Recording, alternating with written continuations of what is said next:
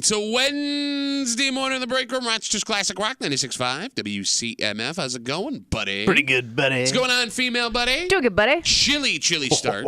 20 degrees this morning. Going to be up to around 31. Going to stay below freezing all day. Okay, so here's the sitch. If you're getting up, heading into work right now, despite the fact that plows and salt trucks have been going all night, there are still some roads that are a little dicey. Okay. How was your ride in this morning? Fine. Totally fine. It's Fine. Fine. You're fine. They're out all night. How about you with the city, Kimmy? All the main roads are good. They're all clear. Because I was driving in from Henrietta, and there were parts that were totally clear. Yeah. And there were parts where it was like, oh, God, no! All right, so I'm going to read you the most ridiculous statistic from yesterday you've ever heard. A stat? Well, because, look, we kind of got surprised by the amount of snow and the amount of time. It's our first of the year. And by the way, if you are driving in this morning, we are going to get a little more snow between now and 8 o'clock. All right. So the ride-in could get a little snowier. I don't know how heavy it's going to be, just a heads up. Just in the city of Rochester, between 3 and 9 p.m. yesterday, there were over 100 car accidents. Just in the city. Sliding into each other. You got it. Fender benders. Like the amount of people that decided, F it, I got this. Yeah. And it turns out, in fact, did not got this. It's the first of the year, right? Okay, but I don't remember. Of the season. I don't remember seeing that number before. Seems like it's like a bumper car show at the beginning of it. Bumper car show. Yeah. Kimmy, you ever been to one of them bumper car show? Yeah. You want to go to the Demolition Derby? No. It's a little too intense for me. I'd like to go to the bumper car show. I want to see banging, but I don't want to see crunching. Oh, don't invite your mom. So with just this, I saw another suburb, and I forget which one, 300 accidents. Yeah, I think total. Was that the total for like the county, 300? That sounds low for the county. You think that's low? Well, if the 300 like car accidents is a lot. If just the city of Rochester had 100 between 3 and 9, and the roads at some places still aren't great right now, I don't know. And keep in mind, with the city of Rochester, most people are going one way yesterday. In all the suburbs, people are going in all different directions. Oh, yeah, people coming and going. So yesterday, my daughter had hockey. I had a bunch of running around to do. So I live way out in Henrietta off of Lehigh Station Road. Yeah. So I have to get off Lehigh Station where it intersects with East River, and there's it's a dead end, and you got to take a left or a right, and there's a slight hill going down there. Mm-hmm. Between 3 and 10 o'clock last night, I drove past that intersection 4 different times. You went past it 4 times? Well, yeah, because I'm driving back and forth all over the place. Oh, my God. I know. Yeah, welcome to fatherhood. Those 4 different times. Yeah. There were 4 separate cars spun out in the same spot. Because they're coming down that hill. And it's not even a hill. And then they don't slow down, and then you just start sliding. You got That's the worst feeling in the world. Oh, no. You just can't do anything. Losing control. You just, all right, let's see how this plays out. Well, what makes it extra scary in this spot is, every hazard possible is there. Because you're going into oncoming traffic from both ways. Yep. Right? And past the dead end, there's a little hill that goes down into some tech company's parking lot, right? So if you don't get T-boned either way sliding through the intersection, your car's going to go down this little embankment, and there's no way you're getting it out. So the only thing you can do is twist that wheel and hope to God that you end up down this other little embankment, which you're not getting out of. But you can't really decide all that. The car's just going to go where it's going to go. You could just not do 50 coming over this tiny slope. It doesn't matter. I was surprised how much damage I did slowly sliding into a curb into Wegmans when I snapped the axle, and it cost $2,500. You cannot drive like a jackass. I wasn't driving like a jackass. Well, that's weird. Were you there? Well, I wasn't, but I've never done that before. Huh. Yeah, because your cars are already damaged. Oh, so I've never driven. This is the first new car you've ever driven. You bought cars with snapped axles. Even with my busted ass rides, I never slide. Write that down. That is crap. Never slide. The car doesn't even go. Not a slider, baby. I guess the car would have to have movement. Look, don't get mad at me because you're driving like a jackass on the snow and the ice. That you're one of these 100 people in a matter of 6 hours that were getting car accidents. I'm telling you, man. Once you start sliding, you're dead. I wouldn't know because I don't slide. No, you're dead in the water. Dead. Why you mean dead? That's the car's dead. You can't stat. steer it. Car's dead. It is. Kimmy, you have a new car this winter, right? Yes. How is it handling in the snow? So far, so good. I mean, it was hard. It's tough to tell because I had it last year too, but we had such a mild winter that I didn't have the fear of getting stuck. My fear is more getting stuck in the snow, especially with cars I've had in the past. You've had to come push me around the corner once. Yep, yeah, that did happen. Yeah, that did happen. That's always the big test. You should buy a car in the wintertime in Rochester. I know it sounds counterproductive because it doesn't look as fun and you're walking around a cold lot, but when you buy a car in May, June, July, August, You don't know if it's going to function the way you need it to in the most valuable time. All right. You know what I'm saying? Yeah. Because like that fun little ride that you pick up in August, come February, not so fun anymore. And the Well, if you wheels are drive just like a spinning. sedan, you're screwed. If your car sits low, you're effed. It is amazing to me. And I know they're more expensive, but you can go aftermarket, you can go later, right? How you don't have some kind of four-wheel drive car in Rochester. And like how you can survive in this town without four-wheel drive. Yeah.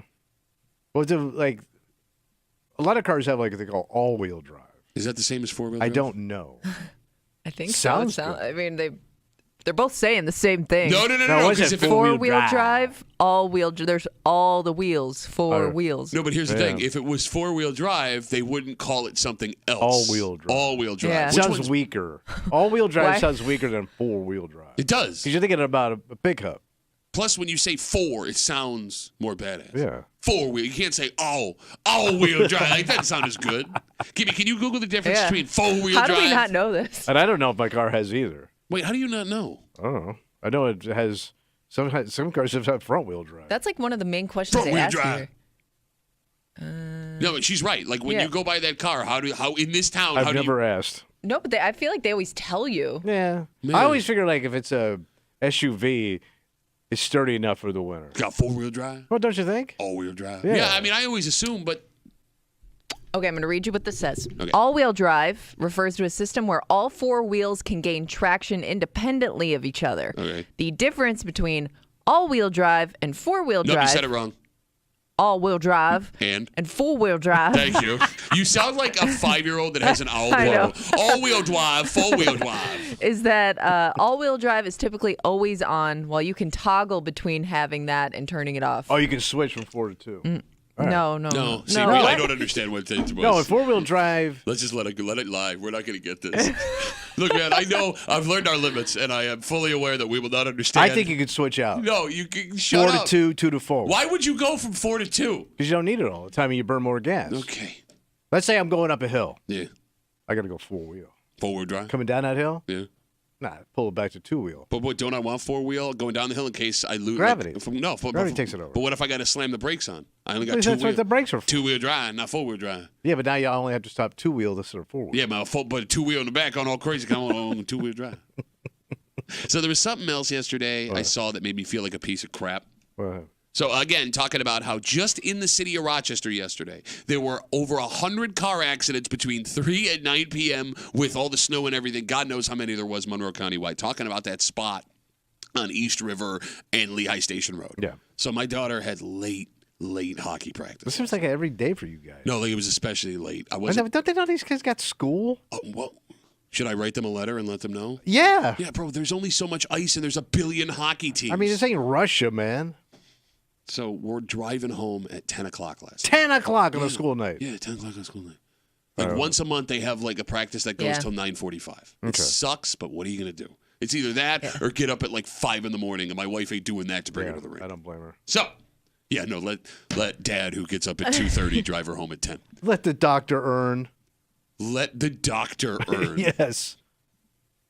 So I'm driving past that spot, and again, I see the fourth person that is spun out as an exact thing, and Yeah. there's what looks to be like a friend that is pulled over to the side that's trying to like help him out. So I drive past, like, oh, that's bad. As I'm stopped next to them, they're right next to the light. Another car pulls up behind him, and I can hear him go, "You okay?" So some stranger stopped to make sure they were all right, as I was sitting next to them with no plans of checking on them. I don't blame you, man. But it didn't even cross my mind. Yeah, but it's 10 o'clock. You get your kid home. Yep.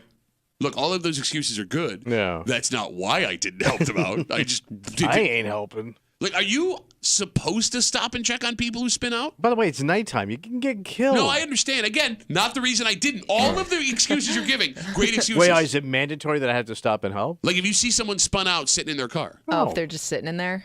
No. well, like, either help or ask if they're okay. What do you mean? Like, you could get in trouble? Well, no, I mean, I I would etiquette. just, yeah, I guess. with the etiquette. Well, etiquette, I guess, yeah, you could basically say you should ask. You could basically say you should. You okay? ask. That I 4-wheel don't know what that drive? means. Put it in 2-wheel drive. Push that sucker. There you go. I don't know why, but I assume if they're comfortably sitting in their car, not fine. trying to wave anybody down, that they probably have it taken care of. Yeah, but they could be like unconscious. You can't really see inside the True. window. Like I don't know if they hit something. But between AAA, you can call these like roadside services. They're there in like 20 minutes. No, I understand. It's like Formula One. You'll have 10 guys on your car. I understand what you're saying, but we've all been in that situation where maybe you just need a little push, maybe you need a phone, something like that. Yeah. I could have been that guy. Didn't even cross my mind. And the piece of crap I felt like when I could hear that faint through my, closed window, hey, need any help over there? Oh, right, I can help other people. Yeah. Not going to do that. And my daughter is sitting in the front seat next to me. What did she say? Nothing. Like, I hope she didn't realize it, but it was like the worst example I could have set for my kid. We're not helping, we're going home. Or you're showing how you have to prioritize sometimes. You got to do that too. Have you ever helped to stop to help someone who spun out? So the only person I ever helped spun out was that girl that got stuck in my driveway looking for her friend. But that was brought to you. To my actual door. So no. Okay. 252 WCMF. Let's talk to Jeremy. Hey, Jeremy, what's up, buddy? Tommy can't help people because it hurts his ears to get people unstuck. Can I ask, where did that come from? Where did that start? I think Kimmy just said it one day, and then that's how how this stuff goes in this show. Somebody says something stupid one time, and we beat it to death.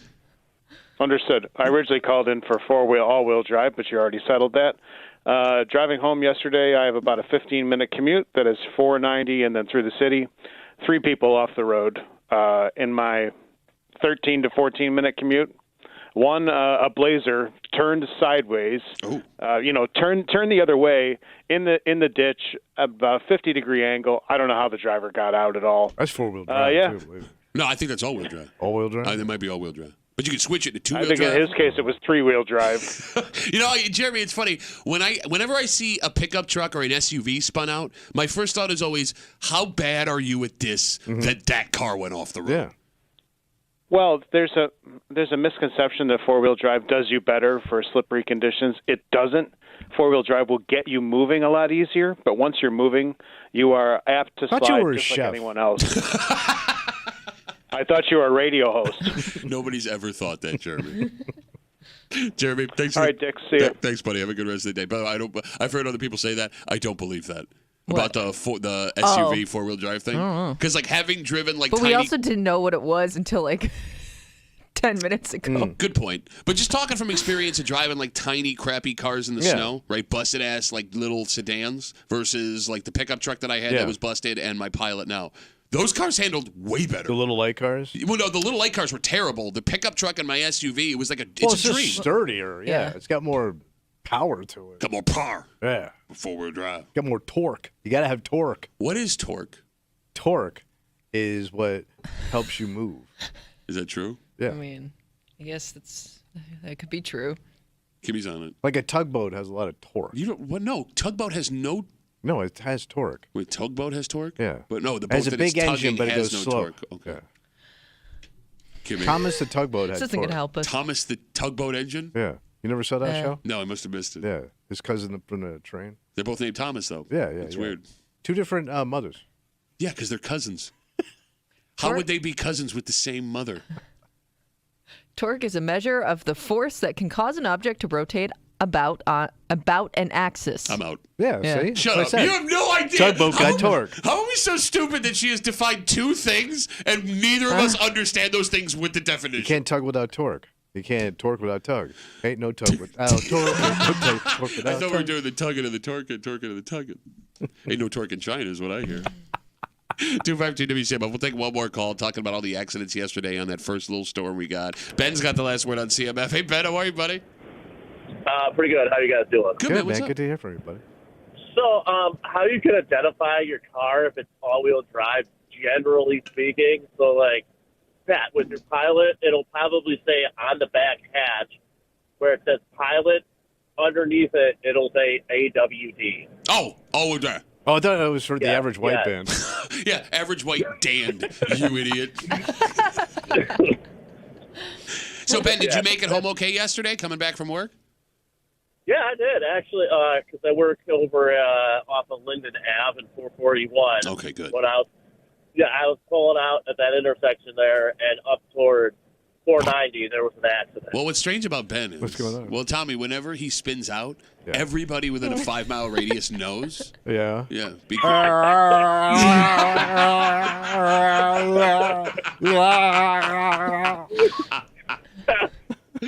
Ben, drive. I'm sorry. Go ahead, buddy. Yeah, that was at 2 o'clock. Oh, good. I'm going to mark that down Yeah, All right, great. yeah. in my Ben It ledger. was probably the first one of the day. Ben, great to talk to you, buddy. Have a good rest of the day. All right, have a good one, guys. All right, take care. Everybody drive safe. Yes. Don't spin out on your way to work.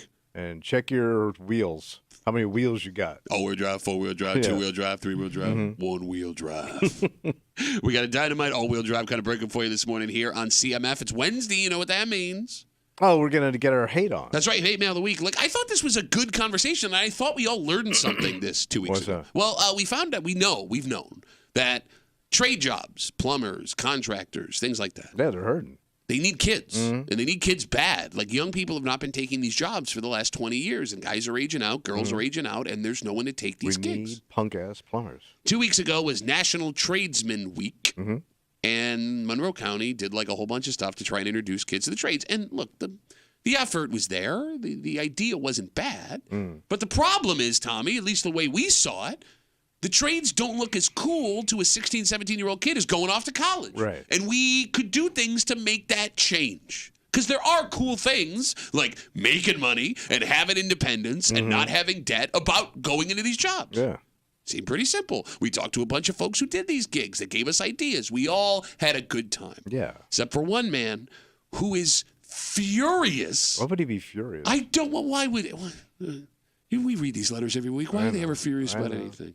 He's out of his mind. That we were promoting the trade. No, that we would have to change the way we pitch trades to kids. Oh, to lure them in. You got it. Because if the job has to look cool, well, I don't want you on that job. Well, that's happening. We'll get to it. Mission complete. Just after 8 o'clock here in the break room on CMF, plus a whole bunch more. But first, Tommy, this weekend kicks it all off for a holiday celebration in the city of Rochester. What are you talking about? Rock Holiday Village opens up. Oh. And, like, we know all about the stuff that's been happening the last couple of years. Look, man, they knocked it out of the park, the city of Rochester, with this event. Sold out. You said like the igloo. And The igloos sell out in hours, right? And you still attract tens, hundreds of thousands of people on top of that. The Kimmies. The everybody's. Yeah. Because here's the funniest part, man. They announced a bunch of new stuff they're doing this year. They added more to it. They did. And it's almost like they listened to this show, Wow. tried to figure out everything you hate the most, and then made it something at the Rock Holiday Village. So where are you doing your show? We'll get into it next to the break room. 96.5 WCMF.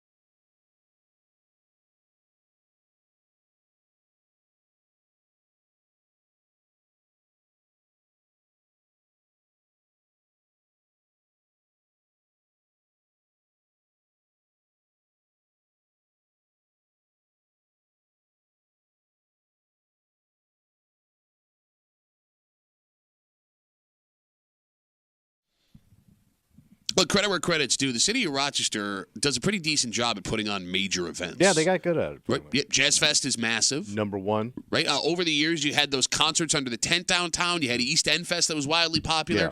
But I think we can make the argument that the most successful event they have ever put on is the Rock Holiday Village. Yeah. It is wildly popular. Because it goes for a while, right? Yeah, it starts this Friday, and we'll talk about it here, and goes all the way until the holiday season's over. And every year, they keep building and building on this thing. Very festive. It's almost like with the new things they have to offer, they listen to our show, heard all the things that Tommy Muley despises, and said, that's what we need. Can't wait. You're hanging out in the break room, Rochester's Classic Rock 96.5. WCMF comedian Sebastian Maniscalco is coming to the KeyBank Center in 2024. Don't miss the It Ain't Right tour, November 16th of next year. Tickets go on sale Friday, December 1st. That's this Friday at 10 a.m. at Ticketmaster.com. Just after 6:45 this morning. We know what the average shopper spent on gifts this weekend, and it was a record-breaking shopping weekend. But we know what they spent on gifts. We don't know what they spent on themselves. And we'll get to it just after 6:45 here in the break room on CMF. So as we just told you, the Rock Holiday Village opens this weekend. So the actual village opens at 4 o'clock on Friday. But they're doing a whole city celebration around it. Like, what's going on? They're going to light the Liberty Pole at 5, as they do every year. All right. And then they will have a parade from the Liberty Pole to the Rock Holiday Village featuring Santa Claus. Gotta have. Mike's off. I didn't realize they did a parade, too. Is this new? That I don't know. Okay. Okay. But, I mean, That's for the kids. It's Yeah. cute. Yeah, well, yeah. Here comes Santa. So all the standard stuff you love at the Rock Holiday Village will be back this year. But they're adding new things. And what we got? The list of the things they have added for this year's Rock Holiday Village reads like a list of your nightmares. So this is a bunch of hipster crap. Are you ready for this? According to 10NBC, new at the Rock Holiday Village this year, a photo booth with festive backdrops. Oh, God. Rohrbox is doing a special new craft beer that will be available at the lodge at the village. There is an expansion of the free arcade games for folks to play inside of that lodge. Oh. So I didn't know they had them before. like pinball, Amongst arcade? other things, arcade games. skee ball. I don't know. That's What's the one where you throw the thing? That's skee ball. I don't know what Cornhole? specific games. That's not an arcade game. That's cornhole. All right. There will be 2 free silent discos on the ice rink December 7th and December Wait, 14th. skating and doing disco on ice? Well, no, it's like you put the headphones on. No, but you're gonna hurt yourself. This ain't roll bounce, man. to What do you his mean? point. It does seem like you're more likely to collide with somebody. Of course you are. If you can't hear what's going on around you. You could be jacked up on craft beer. Get your fat ass out there and do your disco moves on ice skates, Travolta. Somebody's getting sliced open like a tangerine. Whoa. Why? Gonna happen. It's a bad idea, man. Well, I didn't go that far. I Where do you just go, thought Kimmy? maybe you'd This is get on you. knocked This is on down. you. I'm with Tommy on this. Oh no, I made a mistake. I saw one that I laughed out loud. What's that? And I don't know if it's at this particular spot or not. What do you You got? just saw it and hated it. Snoga. Yoga in the snow? Yes. Snow. Is that the stupidest thing you've ever heard of? Well, no, I mean, People they getting stuck to their mat. do say that working out in the cold has health benefits to it. I've never heard it. Well, why would you want to get down on the ground Well, and I'm sure freeze you're your ass bundled off up. in yoga You're pants? not going to wear your yoga pants in the snow. What are you wearing? Several studies have shown lowering you're- your body temperature raises your metabolism. Oh, so this is pants. Mr. Cross-trained guy. Yeah, they say that. Mr. Golden, whatever that is on your jacket. Every time I wear it, he still can't I know. read. And What? the big finale at Wait, the wait, Rock the big Holiday finale. Village. Yeah. Fireworks? Nope. December 14th, they will be doing a big bar trivia night inside the lodge at the Rock Holiday Village. Guys, we Hey. should make a team. Effing trivia. But here's the thing about it. I think you would be really good at trivia No, if he you wouldn't. He did it. makes everything up. Good point. Good point. But he No. knows like weird, like you guys know the weirdest facts about things, like deep cuts of things that they would absolutely make trivia questions. So I used to host a trivia night at Hooters. And Put that on a resume. 30 years on. so they would CMF. get these teams, right? Yeah. And these teams would come in with these nerds, and they would take it seriously. And one of my funniest recollections of doing this, a bunch of guys from the Amerks, it's the year they won the Calder Cup. Okay. They come in, and they've been drinking, and they're all hanging out there. And they've been drinking all day and hanging and eating, and all these guys are concentrating. The drunk Amerks won trivia night. Did you make up the questions? No, we pulled them right off of Trivial Oh, okay. Pursuit. So they won. These nerds were so pissed off. Like, you would always think, well, you're good at hockey. I'd like to take you on a trivia. Oh, you're good at that too? Oh, and you're getting all the good-looking waitresses to go home with you? Oh, no. So, with these new events at Rock Holiday Village this year, the photo booth, the special craft beer from Roarbox, the expansion of the free arcade games, the 2 silent disco ice skating events, the big bar trivia night, that's on top of the food trucks and the igloos and the holiday market and all the other stuff. The the standard food pack. stuff. Yeah, that's what I said, the food The trucks. mustard. The many mustards. I mean, all of that regular stuff brought out 140,000 people So it's last going to year. be mobbed this year. I mean, just for reference, Tommy, the downtown Rochester population is around 250,000 people. Right? I mean, you were 160,000 people off of having everybody in Rochester there. I mean, you look at what they're bringing out. The city knows exactly who they're looking for with this event. They want the young people. They want 20-somethings. They want young kids. They want their money. And they want their parents, yes. Yeah. But there is not a single thing on this list that Tommy Muley would enjoy doing. No, it's not designed for old, crinkly-ass people. But here's the He brilliance. wants a judgy igloo, one that he can see out of and just sit there and judge everybody. That's what's so funny. Like, he bitches about the igloo. He would 100%. That's the only thing he would actually It enjoy. doesn't look comfortable. But despite the fact that you and men like you heard everything we just said, oh, that sucks, hipster ass, young ass, Gen Z, the brilliance of it is What's that? someone in your house loves minimum one of the things we just mentioned. Oh, I got dragged last year. Exactly. And your ass is getting dragged out. And it's the worst thing, too, because my wife is very social, and so is my stepdaughter. So we're walking so around. the worst, Pat. The worst. No, I'm but with him it on this. sucks I'm with because him. we're outside, and she runs into people. Yeah. And then we get stuck standing there talking. And I'm not good at it because I'm just standing there. Now I'm standing there, and now I'm freezing, and I know we're not done with this Oh, you shit. cold? Yes. Oh, you cold with the Rock Holiday Village? You hate standing there, too. Don't act like you enjoy it. I like the Rock Holiday Village. No, you do not like when your wife is talking to people you don't know, and you have to stand there and act interested. It blows. I don't like that, but I do like the Rock Holiday Village. It does suck. Like, you underestimate. Everybody goes, so you're going to run into 10 people you know. I actually Easily. ran into your wife last time I went. Oh, yeah, She I was there forgot by about that. herself. Yes, yeah, I didn't get to go. Yeah, she was there at a work event. 252 WCMF. We're talking about the Rock Holiday Village kicking off on Friday. They added a bunch of new stuff, every single thing that Tommy hates. But because they do such a good job at attracting everybody else, if you are married, your wife is into at least one of those things we just mentioned. If you have a teenager or a middle school kid, forget about it. You're going. All this stuff is tailor-made for little ones, so all you dads have to go. And at that point, you dads that have tiny ones might actually be into the stuff we just mentioned that they're bringing into the village. It would be good for a date night for single people. Like if you're like on a third or fourth date. Yeah. Okay. That's a great date night. Yeah, Yeah, you're you're not right. wrong. There's plenty of activities 'Cause you to keep get you so- busy. You walk around I was thinking more if it's not working out, you just say, okay, well, bye. Oh, it's See you going to later." really work gotta out. If stop you it. can't work it out on, because this is everything a chick's going to want. Yeah.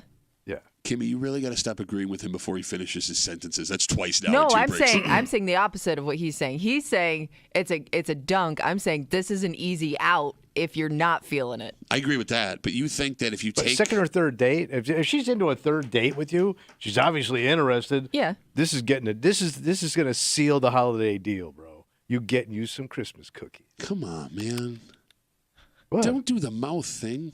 Stop. But don't you think? Little ice. Well, like you kind of get that romantic ice skating factor into it. We're heading right to the booze, honey. You can skate later. Wow. First, we get you. Loosen up. Have some fun. What? What? You can't have a couple of drinks, have a little fun? No, because you realize what you said, and then you're like, oh, Little fun, little fun. Yeah, listen up, baby. No, if you're gonna go do this, you do the romantic stuff. You Yeah. have to do the ice skating. We'll you get have to to that, walk baby. around and shop. We hit the bar first. You're gonna get her drunk so she falls Not down, gets drunk. caught on the arm, and then you're not. I would argue urgent ice care. skating It's just first. Yeah.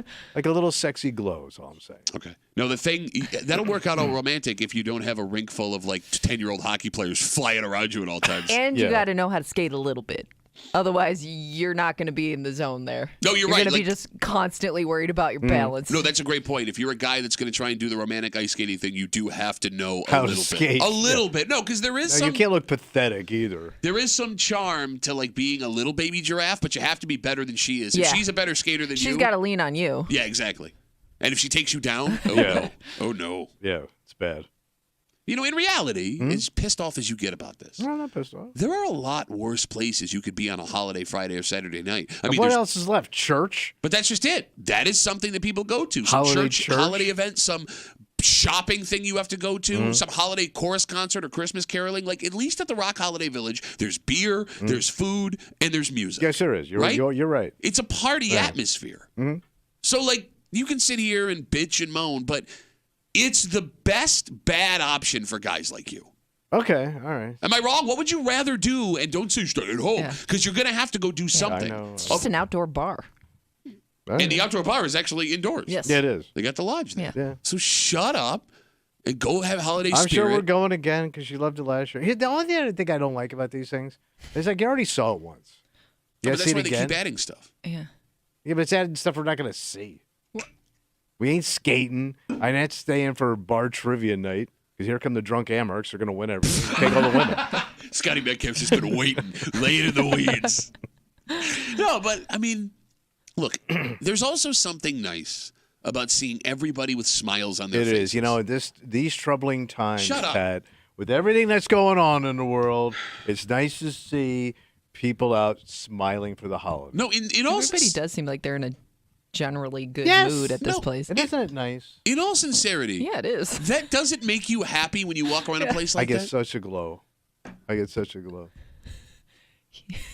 What a monster! What monster? Miserable. Let's take a break. So, like, here's the thing: you bitch about this, but what we're going to talk about holiday-wise here is 1,000 times worse. Well, what's going on now? Spending money on things that aren't for you. Oh, yeah. You hate that. You hate giving. It's like your least favorite thing. I don't mind giving if it's coming my way. That's not giving. That's taking. Well, it is giving. For order to be giving, there has to be takers. We now know how many people went shopping over the weekend and how much we spent per person, and it's absolutely insane. But what is shocking about the number we're going to share with you, this is the number we spent buying stuff for other people. Wow. And if there's one thing we know, we like to buy stuff for ourselves. Well, yeah. And that number that we paid for ourselves may eclipse the number we're going to read to you. And we'll get to it next to the break room. 96.5 WCMF.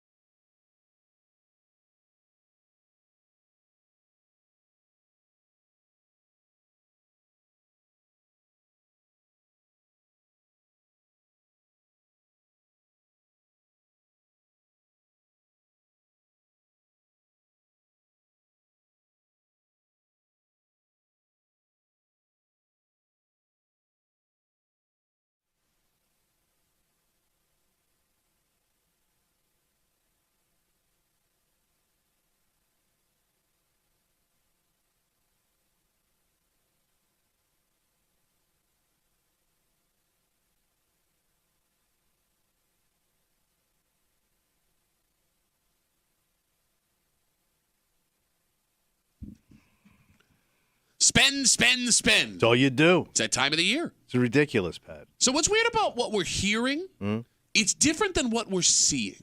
Because the money that we spend over the weekend on gifts for other people, it's a lot of money. But it is fair to wonder how much money we spent on the ones we love versus the person we might love the most. Oh, yeah. The gift of you. You got it. You're hanging out in the break room, Rochester's Classic Rock 96.5. WCMF. You can see Brett Michaels December 15th at the showroom at the Vine Showroom, at Del Lago Resort and Casino. Tickets are on sale right now at delagoresort.com. Must be 21 or older to attend a show at the Vine just after 7 o'clock. We know that teachers are needed in Monroe County. Yeah, we're coming up short, right? Way short, and it's going to get worse. So, with the emergency situation, Monroe County has come up with an idea. Oh, to lure the teachers in? They're going to fast-track folks that want to work in schools. That sounds good. They believe. I wish I had a fast-track teacher. They believe the barrier is time and financial. And if they're right, this is going to be wildly successful. But are they right? Well, you got to get something in there. Good take. Well, you got to. We'll get to it just after 7 o'clock here in the break room on CMF. A record-breaking number of Americans went shopping this weekend. In online and retail sales, between Black Friday, Cyber Monday, and all the days in between, 200 million Americans, which is the overwhelming. That's everybody. That's American adults. It's all adults, right? Essentially, yes. Spend money on gifts for the Christmas season. So they define this number as gifts, candy, and decorations. The average consumer spent $325 over the weekend on gifts, candy, or decorations. On the holidays, yeah. Let me say that again. 200 million people spent an average of $325 a piece on just Christmas decorations and gifts. But that kind of makes sense if you lump it all in there. Yeah. Right? What do you mean? Like if you had to buy stuff to decorate the house. Sure. You had to go Christmas shopping. Okay. They said food, too? No, well, candy, like stuff like that. All right, yeah. But here's the thing. I never think of Christmas candy. But you're also assuming people are going out and buying all new Christmas decorations, which they're not. Well, you should have stuff No, but they left always over. crap out on Yeah. it. Like every year, those cheap-ass lights we buy, we got to redo because we'll put them up and they're half out. Yeah. So every year we just replace the stuff we bought last year because we always go on the chintz. Or buy like some kind of accessory for it, or there's always like you're never really done buying Christmas decorations. All right, so neither of you are surprised by that $325 a person number. I mean, it does seem high. With everything, no. If you just said gifts, maybe. Okay. So here's what that doesn't include. That number doesn't include what shoppers spent buying things over the weekend for themselves. For me. Yes, this is Me, gifts me. and holiday-related items. These are not things that I bought for myself. Do you think the money that people spent on themselves tops the money they spent for gifts on other people? No, but I bet it's close. You think so? Yeah. It depends on, because like I know people that they won't buy stuff for themselves this time of year, thinking they're getting something for Christmas, so Okay. they wait it out and they'll spend that money on themselves later, but not right now. But I also know, like, they're not going to get me that. All right, so let's break that. If we're going to get an accurate representation, we may have to break it down by gender. All right. And the phone number is 252-WCMF, 252-9263. We know that women, according to statistics, get their shopping done earlier than other Well, they're people. professional shoppers, man. You got it. Men, on the other hand, we do the opposite. And there are two bitches about husbands and dads during the holiday season. What's that? One, we wait to the last minute to buy gifts. Two, we buy whatever we want for ourselves during gift buying time. Oh, yeah. And it drives you women insane, despite the fact, Tommy, as you just said. You ain't going to get it for me. Thank you. Thank you. I mean, I'm guilty. So am I, but I did it yesterday, brother. What'd you get? So I bought myself 3 things on Amazon, like boom, boom, boom, done. And then my wife got mad. I go, look, just wrap it and give it to me. But I know you're not going to get it. That's kind of a crappy. That's Oh, insulting. for God, I'm 64. Do I think I care? Like, she wants me to open things in front of the kids. At least I got what I wanted. I spent $211. You spent $211 on yourself? I've spent $211 in under 5 minutes. Well, it's easy on Amazon, man. Look, if the numbers stay true, which with Tommy it did, Yeah. right? Men were shopping more for themselves than they were for other people, which could add billions of dollars to what we spent over And the it helps the weekend. economy. And look, in the defense of you, Right. I did the same thing you did. I didn't buy a single gift for anybody, and I spent a bunch of money on me all weekend long. But didn't it make you feel good knowing the stuff you want is coming? Yeah, But I know when my wife sees it, she's gonna get pissed. Yeah, but your wife ever do this? What do you want? I want this. Why do you want that? Yeah, you asked me. Every gift. And then I said, screw it, man. I'm going for it this year. No, and I get it. I understand. I just know that I'm gonna pay when my wife sees all the stuff that gets to the front door. Mm-hmm. I know. Do you let her wrap it and open it up in front of the kids? No, I just don't tell her I have it. I get it in the house and then I pretend, oh, that old thing? That old thing there?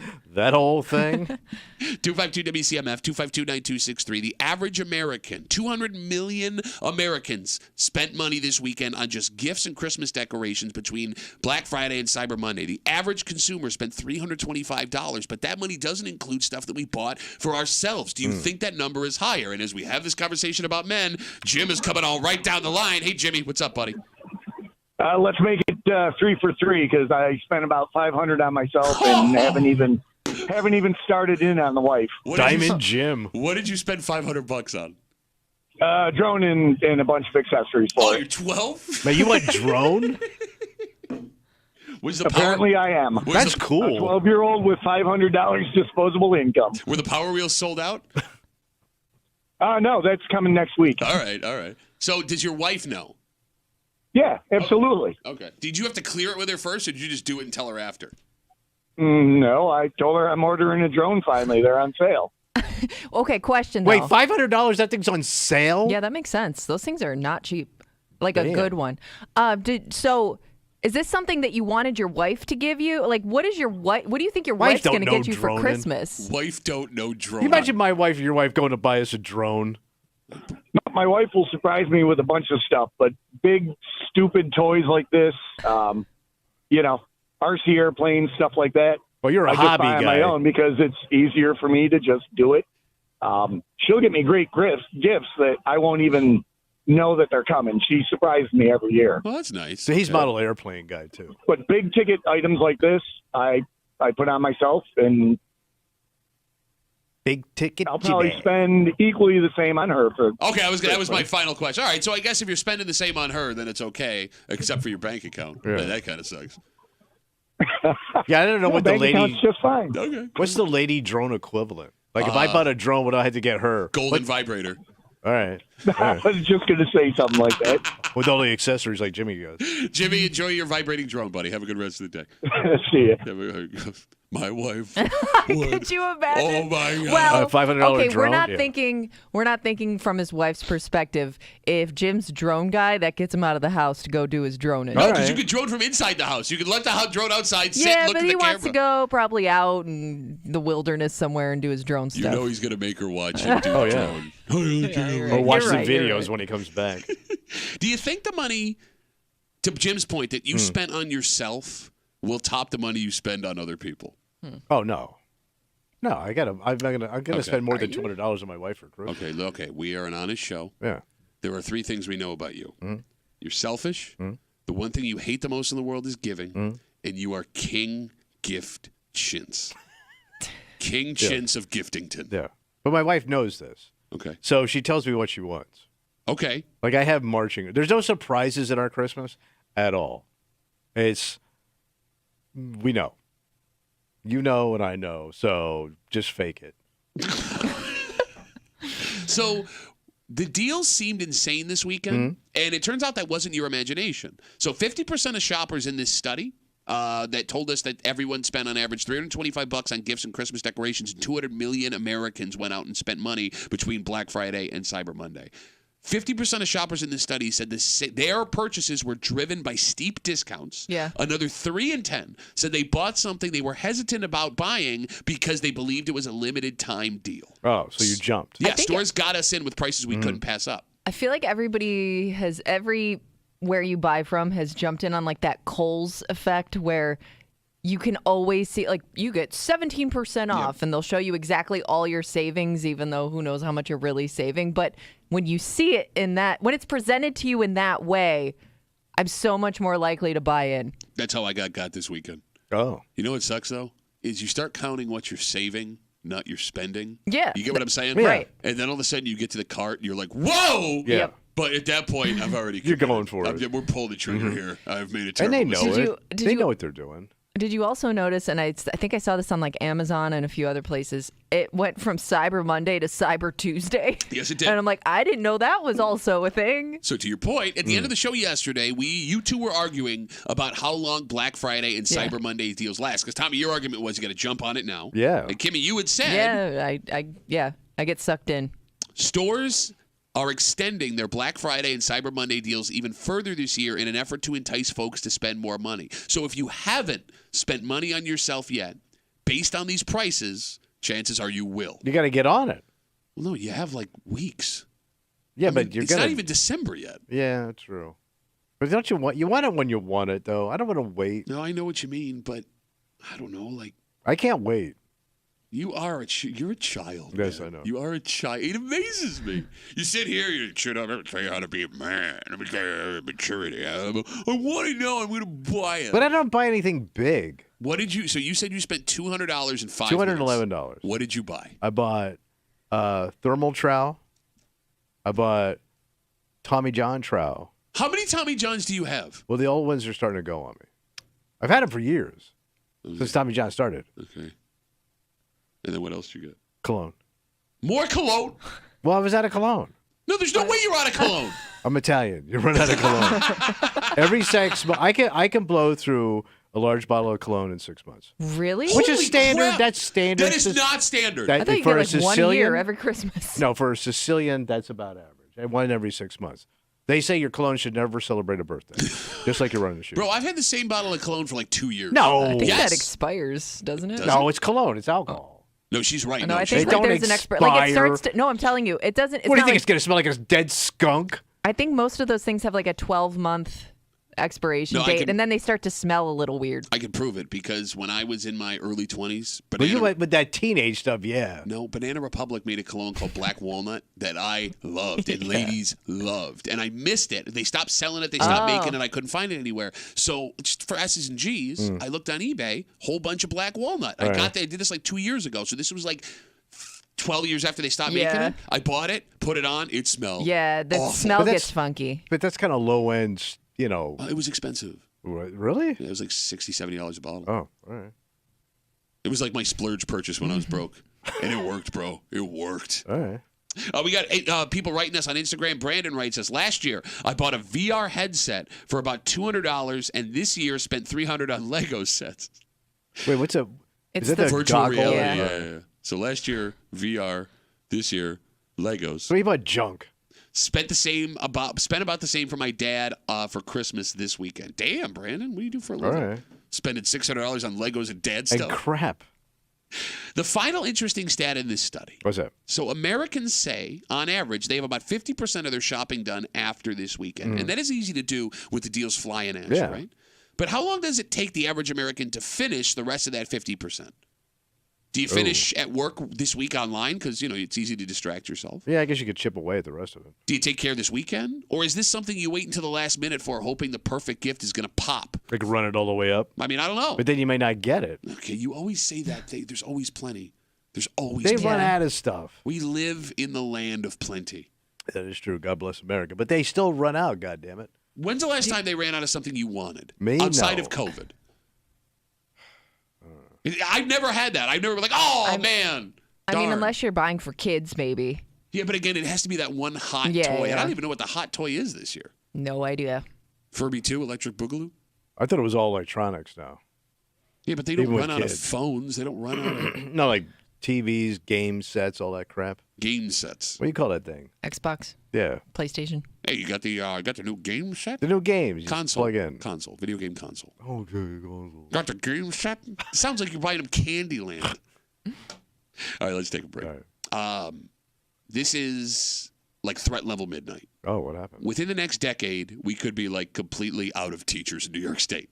Oh, dang. How could that be? Well, I'm going to read you a number that is wildly alarming, considering right now we're already short on so there's a teachers. teacher drought. Yes. And Monroe County wants to fix this. So they've come up with a solution. And here's the thing. This may not be a bad idea if this is what's keeping people out of the teaching game. Problem is, Yeah. this may not be what's keeping people out of the teaching game. Oh. And we'll get into it next to the break room. 96.5 WCMF.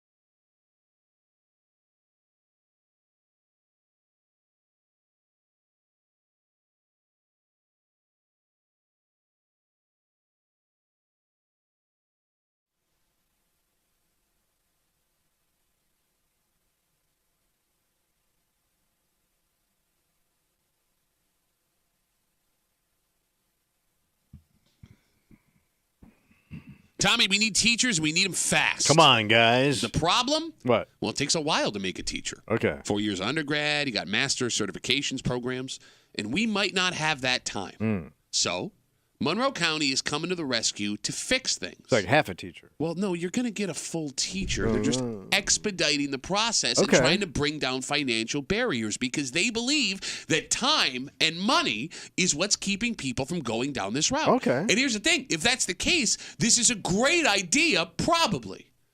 But that's if money and time is what's keeping people from becoming teachers. You're hanging out in the break room, Rochester's Classic Rock 96.5, WCMF. Sebastian Maniscalco, world-famous comedian. He's coming to the KeyBank Center in Buffalo in 2024. Don't miss the It Ain't Right tour. November 16th. Tickets go on sale this Friday, December 1st, 10 a.m. at Ticketmaster.com. He's also coming to Rochester. We will have tickets for that show to give you at some point before 10 o'clock today here on CMF. We'll jump right into this. What we got going on? In the next decade, Yeah. New York State says they're going to need 180,000 new teachers. Wait. Damn, that's a town. That's a city. Yeah. Yeah. That's with teachers. It's a lot of teachers. Those are teachers aging out or retiring. Right. By the way, right now, we already have a teacher shortage. Right. So it's just going to get a whole bunch worse. Worser and worser. Every year, you will need to add 18,000 teachers to the New York State teaching roster. At its current pace, it's not going to happen. So Monroe County has come up with an idea. It's called the Monroe Regional Teacher Residency Consortium. Sounds great. What does that mean? They could have just called it like Fast Teachers. Okay. You know what I'm saying? I don't know what a consortium is. Neither do I, but I know we lost 4 teachers to retirement just saying the name. Oh. That's how long the name is. Damn. Long story short. Yeah. It's an easier way to get people who want to be teachers certified and into school. So, story on Spectrum News says anyone that has a bachelor's degree can apply for this program. They're taking 100 people.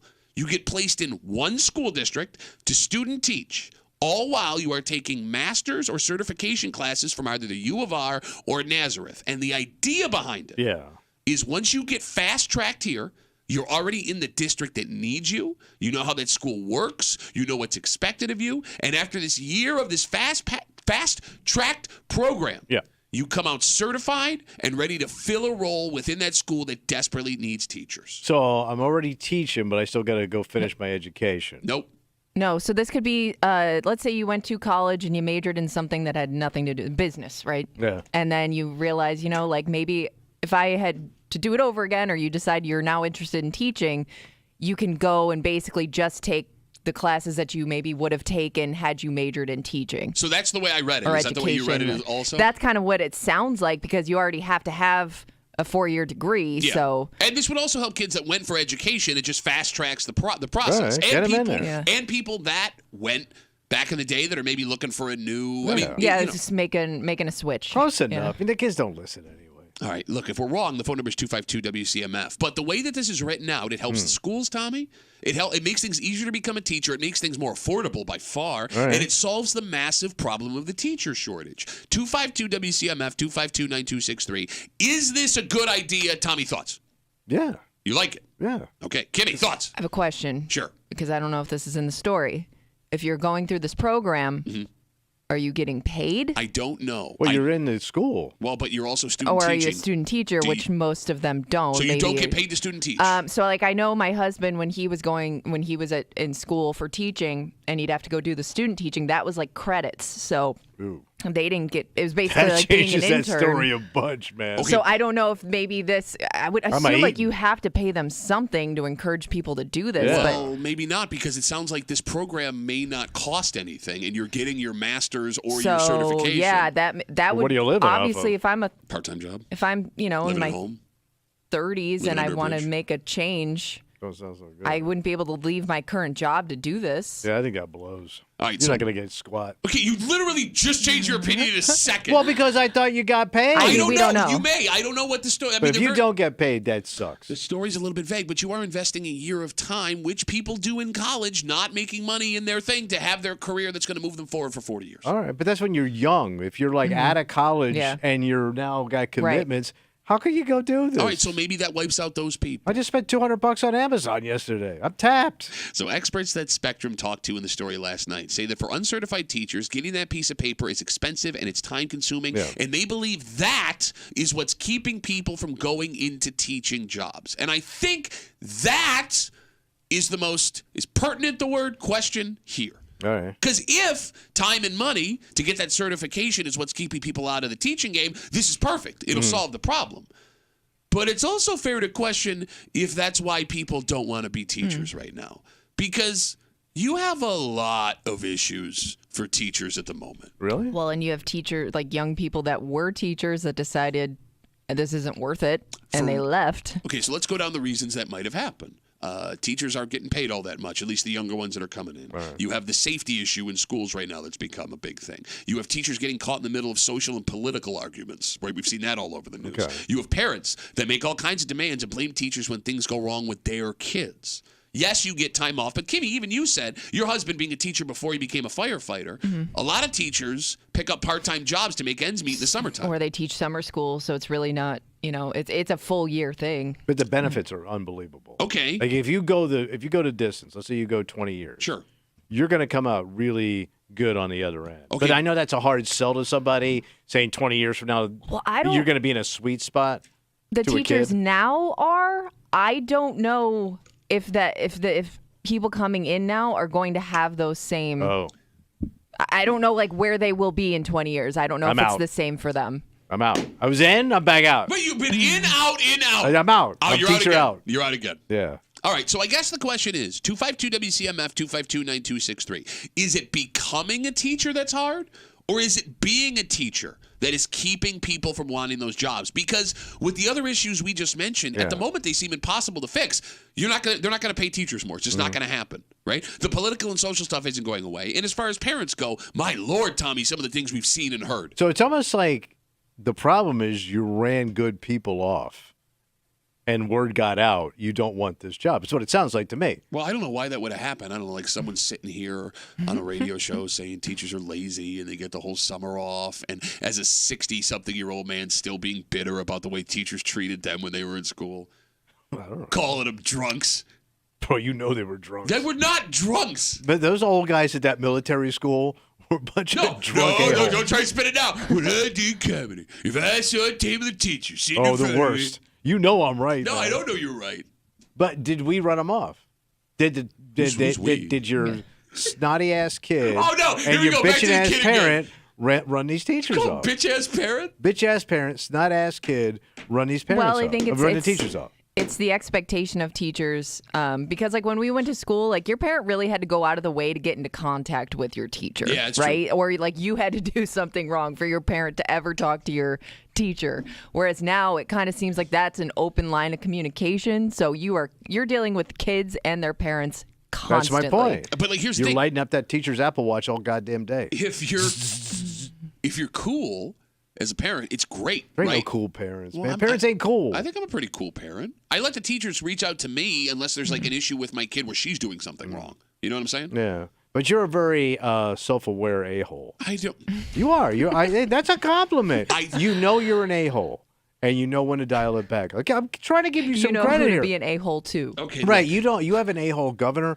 Most people don't. I think that the overwhelming majority of parents are like me. You want your kid to do well, and you want the teachers to be able to do their jobs. It's that small percentage that is ruin it so for everybody. loud it ruins. I'm telling you, man. I know there are teachers listening right now. 252-WCMF. You could change your name. Am I wrong? Am I wrong there? Is it the kids? Is it the parents? Is it the pay? Is it the social and political stuff that's all around you right now? It could be a combo. Play all that coming at you, right? Or is it simply you don't have the time and money to finish that education thing, which, again, we're talking about this program, story on Spectrum News last night. Monroe County needs to replace a whole bunch of teachers. The state of New York will need 180,000 new teachers within the next decade, and that's already with a teacher shortage now, so they have what they're calling the Monroe Regional Teacher Residency Consortium. Why do they name stuff like that? Did you almost curse? Yes, he did. Like, if you want to make... That's a dumbass name. Even the name is stupid. But it makes it sound smart. It You makes want it sound smart very people? official. It does.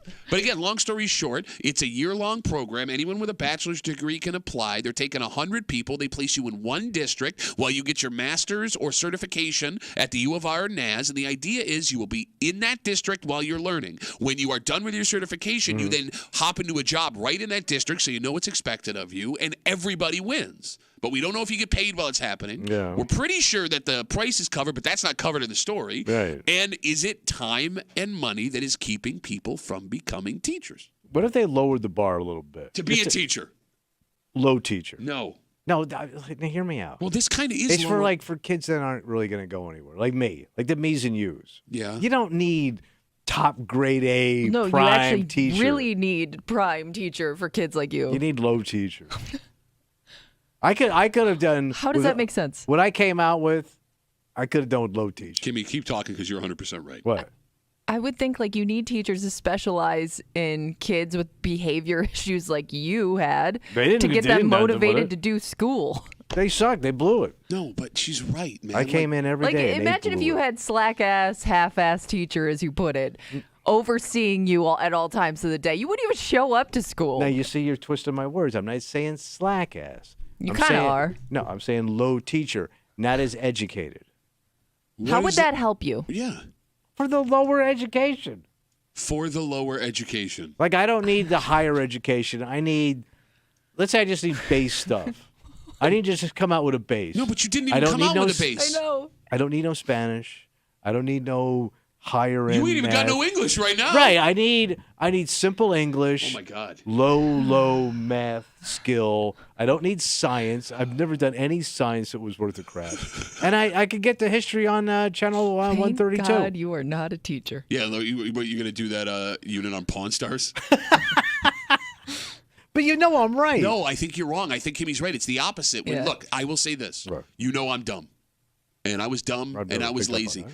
If it weren't for, and I can say this now as an adult looking back, if it weren't for the teachers that I had in high school that bent over backwards for me, they went out of their way, and I love these people for it, I wouldn't have graduated high school. So the fact that I had those people that cared and had that education is what made me a basic human being with a high school diploma. Oh, well, I guess we just took two different roads to Dumbassville.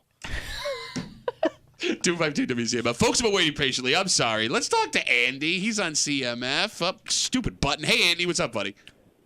Hey, I'm not a teacher, but my wife was. Okay. She retired. She retired recently after 33 years. Oh, of man, you're district. fat, bro. Where's your yacht? That's coming for Christmas. But anyway, the reason why she got out of teaching is no support from the school districts. You can't teach. You can't discipline the kids. The parents drop the kids off, and they expect the school to raise the kids. You can't touch them. And she just got tired of the abuse and the lack of respect, and so she bailed. So your wife wanted to touch the kids. I would imagine she probably did after some of the stories she told me when she got home. Okay. And then on top of that, like you guys were saying, a cushy job, you're off all summer. What you don't see is, my wife was a business teacher and an athletic director, and she was up at the desk working until 10, 11 o'clock every night doing papers. So we hear that a lot. I mean, we've heard that a lot, Andy, from teachers, is that the time they have to invest to Yeah. make all this work, it's not a 9 They're to 5 working job from home anymore. and and exactly. stuck at school and If you do it the right way. I'm sure there's teachers that are just check cashers and that's it. Yeah, But you if get do it close the right enough. way, kind of like Tommy, he just grabs his check and goes home. I think it's a lack of respect and the not being able to discipline the kids like you used to. There's no. You got a cracking ass. Shut up, Tommy. Yeah, it worked for you. You got your ass kicked all the time. You're still a dick and you're an idiot. You're an idiot dick. But I'm just doing the math here. If your wife was a teacher for 30 plus years, like 33. you couldn't discipline kids in the 90s.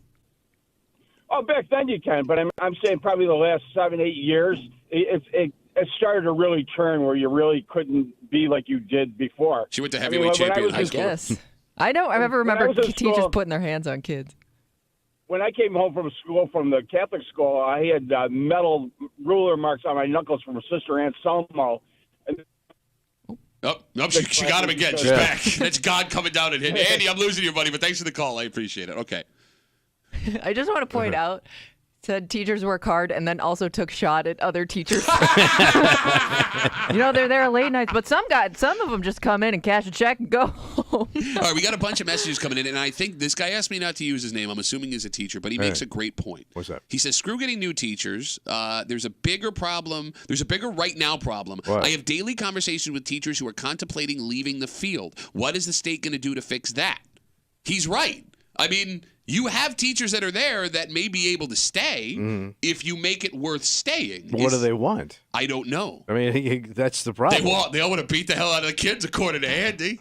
I'm guessing a lot of them want more money. Yeah, that's possible. But, Right. I mean, look, Andy's point at the end, after he was done beating the hell out of the kids, that his wife's working until 11 o'clock at night, and Yeah, that's more what of a it takes balanced life. Yeah, Yeah. I mean, are you able to offer that? It seems, though, if the balanced life is what these teachers want, hiring more teachers would be a way to give that to them. Right. True. But, I mean, I'm not in the business, so I don't know. But that costs money, too, because somebody's got to do that, whatever they're doing, till 10 o'clock at night. That way the teacher can pour her glass of wine and get into her heated pool by 7 o'clock. So we have another education professional who asked us not to use their name. I'm just blowing past your dick ass because you're all over the place. Every teacher You're I all know over the place. has a built-in pool. Nobody has a pool. No, every teacher I know got a built-in Kimmy, pool. your husband was a teacher. You got a pool? Yeah, I must have missed that era But your old of man teachers. does, and I'm sure he used that one. My dad? He had access to a wasn't a built-in He pool. had access to a pool Yes. through his in-laws. He was connection. They're all Okay. connected. Okay, so this education professional says kids are not the issue. Oh, all right. SUNY costs $25,000 a year, $100,000. They come out making $41,000. New York State requires a master's degree and another $40,000 in student loans. Only 25 technology teachers will graduate from Buff State or Oswego. There will be over 150 openings in just technology. And how many are graduating? They said there'll be 50. So, By the way, I'm just reading this. and it I also don't- doesn't cover the cost of the pay doesn't cover the cost of your education. That's what he's saying, essentially. Yes. So then there's your answer. Okay, so then this Raise will salaries. No, or this wiping out the cost of the master's Okay. program will help. All right. How did Well, you get either all that way, if you it's going to didn't- cost you. Either you're to wipe out that, you're still going to have to pay. Either way, somebody's going to have to show up with some money. No, you're right. But if I'm a kid and they go, Yeah. well, Doing 10 the years math, from now you yeah. can pay off your debts, or you don't have more debt All right. now, I want the second one. Yeah, but everybody's going to go. I wish somebody would come to my house and pay all my debts Well, off. then go become a teacher. Well, I mean, look, I've already committed to my career. wait. I don't know. I talk like I'm paying his salary. But you know how people get it. If somebody over there gets something, Yeah. Okay. the first things everybody goes, well, I wish I could get that deal. No, you're right, but you can. You can. You can get this deal. You I can apply. want it for what I'm doing. What do you Look, man, the bottom line is this, and I know it sounds You're going to have to simple. do something. Yes, because you need teachers. You Yeah. need them. And this It's an argument that immediate need for sure. and the argument, I don't have kids, it doesn't affect me, is wrong because eventually you're going to need an accountant or a cardiologist or a Or a dermatologist. Yes, yes, exactly. Engineers, and Yeah. those kids come from our school system. So we ain't got teachers. It gets real bad for all of us. All right. All of us real fast. Okay. Real fast. So let's figure something out. For example, things have gotten real bad for a town just west of us, about 30 minutes, because there are things we all take for granted. I guess having teachers would be one of them. Sure. What right? do they have? What do they have? They're out of water, Water? and they're going to be out of Are water. you out of water? Bro. Do they have a drought? There's no drought. I'm going to explain what is happening just outside of Batavia to this tiny little town and how effed these people might be for a while. Why can't they get the water? I'm going to tell you. I told you I'm going to tell you. I'm going to do it next. Here in the break room on 96.5 WCMF.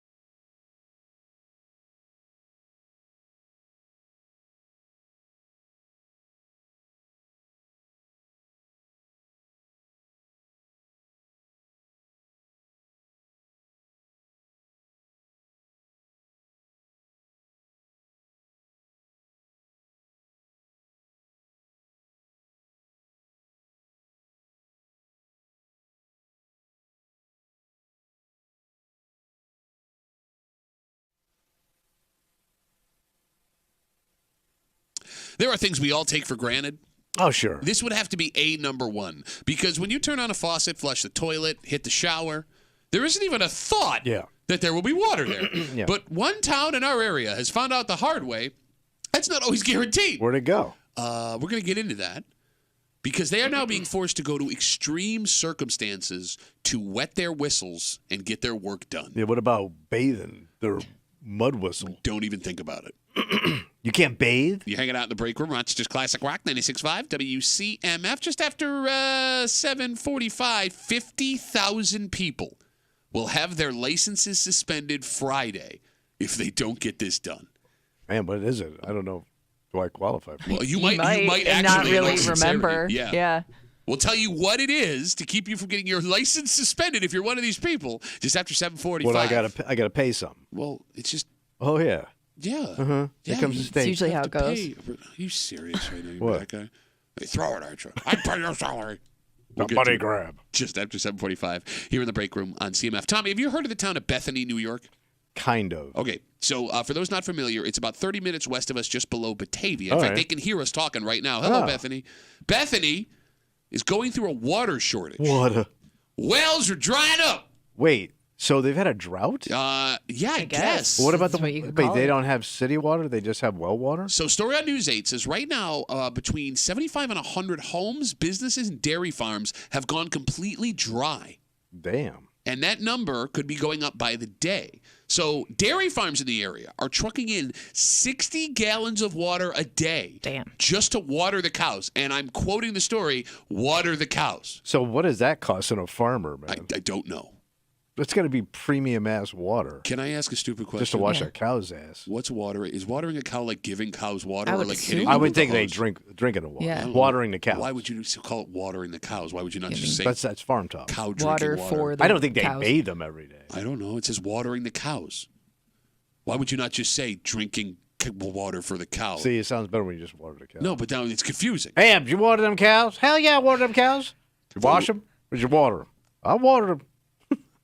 But folks need water for other things. Yeah, like everything you do, man. So a week ago, the state sent in a tanker truck with over 6,000 gallons of water to help residents fill up 250, 300, and 500-gallon totes to bring back to their I homes. mean, this is like Katrina stuff. And here's the thing, Tommy. What? That water was being put into wells in the town just for toilets. It's not drinkable water. Wait, that's just Oh. dumper water? You got it. It sounds like You if can't drink Just to it. get your plumbing going. Yeah, if you need water to drink, you have to go get that yourself. So you got to go to Tops or Wegmans and load up. You got it. But at the moment, because of the water shortage, these residents cannot do laundry. They cannot bathe. Oh, They man. cannot Stink it brush down. their Stink it teeth. down. Won't you take me to Stink Stink it it down. down? And that means you got no hot water unless you... You have no water. Yeah. Right, so no, let's say you go buy water to like for your house. Mm-hmm. If you wanted to bathe, you got to boil it on the stove. And then dump it over your head, and you're going to scald yourself. Yeah, so it don't sounds do like a that. bad idea. Well, you might want to let it cool a little bit.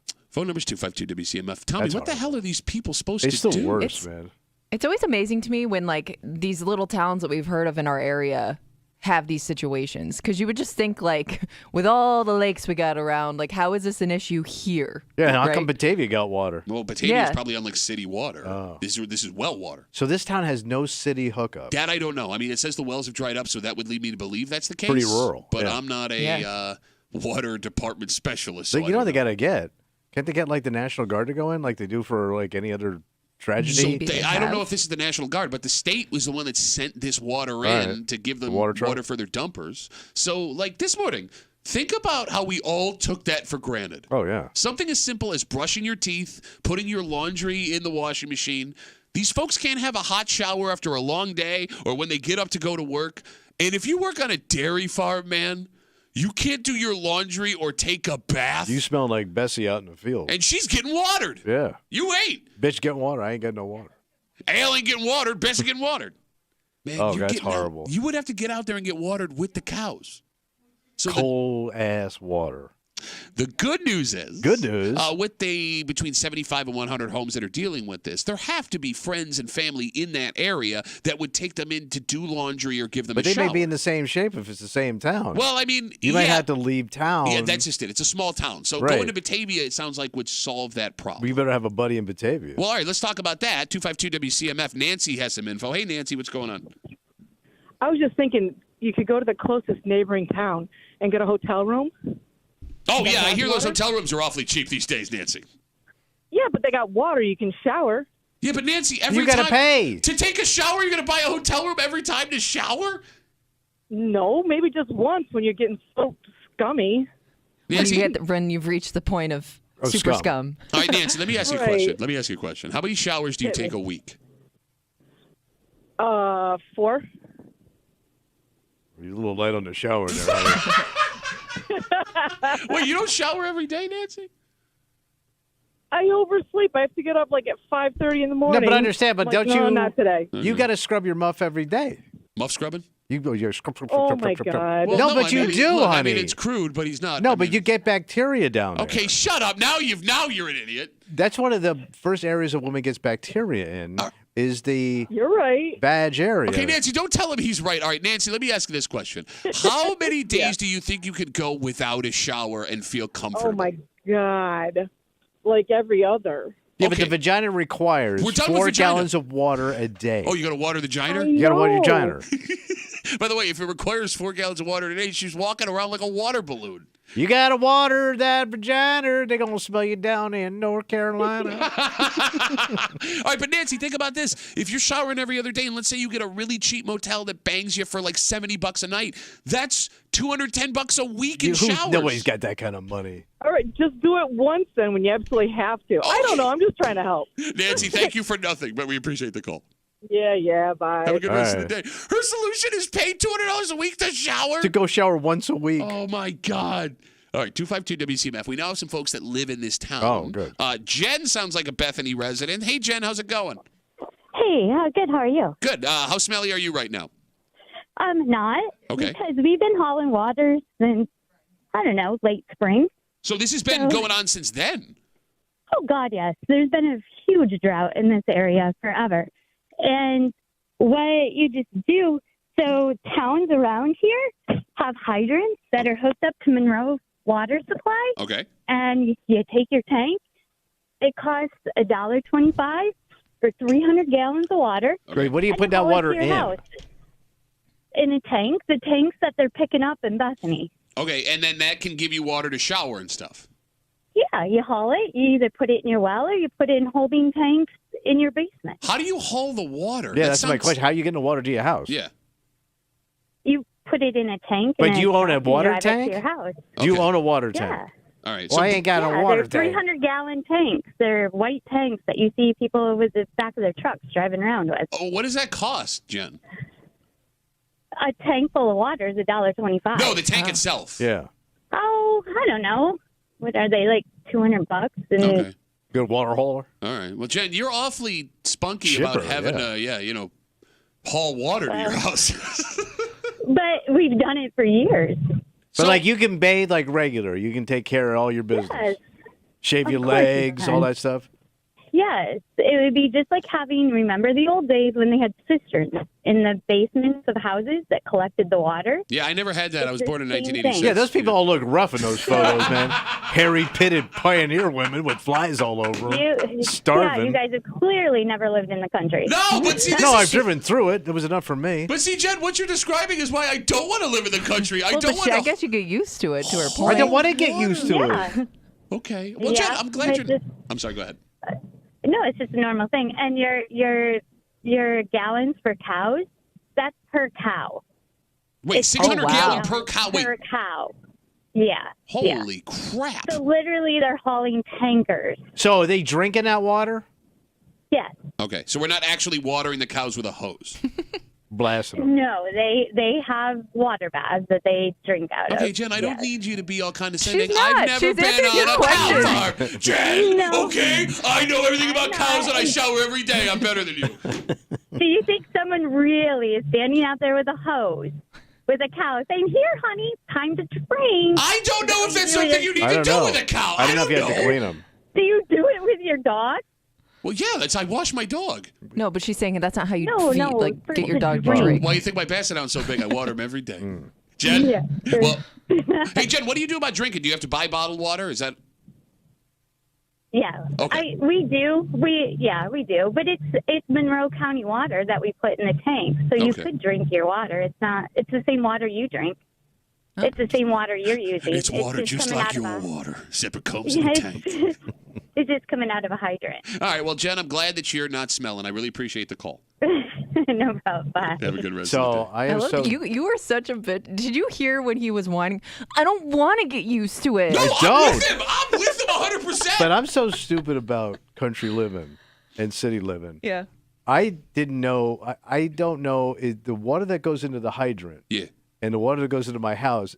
I didn't know that was the same water. I thought it was different water. Why Like would that be different that water? hydrant in front of your like- house. You're like saying? the fire, it doesn't have to be that good of water. You're just trying to put out a fire. But why would you Drinking water's got to be treated. I didn't know the water in the fire hydrant was treated. I thought it was like scuzzier water. Question: why would they build two completely separate water systems? Not system so much, but lines. No, but where would the other water come from? Like a scuzzier part of the town. Why They would just you? they Like put the Scuzz- scuzz water in Like the, Scuzz Lake. We got some scuzzy ass lakes, No, but man. but you would like have you to know run. that you know that lake where your dad has his place on? Canisius? Yes, that's Scuzz Lake. So we would have to run one pipe all the way to Rochester from Canisius just to get Scuzz water. yeah, from your dad's lake house. 252 WCMF 252-9263. Where your mother was doing cannonballs. The Cannonball! town of Bethany, just south of Batavia, has no water, and they're going to be without water for a while. You just heard Jen describing what they have to do, so it sounds like if you have this tanker stuff, that you are able to take showers. But you got to reserve. I mean, you got to be careful. You can't be like me. Well, she says it costs $1.25 for what did you say? No, 300 but, gallons. but, of but water. you don't want to blow through all the water. How to go get more water? I wonder how fast you go through. Did you? I was on the phone, so No, I I didn't didn't know if ask you her. asked I was still Okay. trying to. Because I take 10-minute showers easily, and I take 2 a day.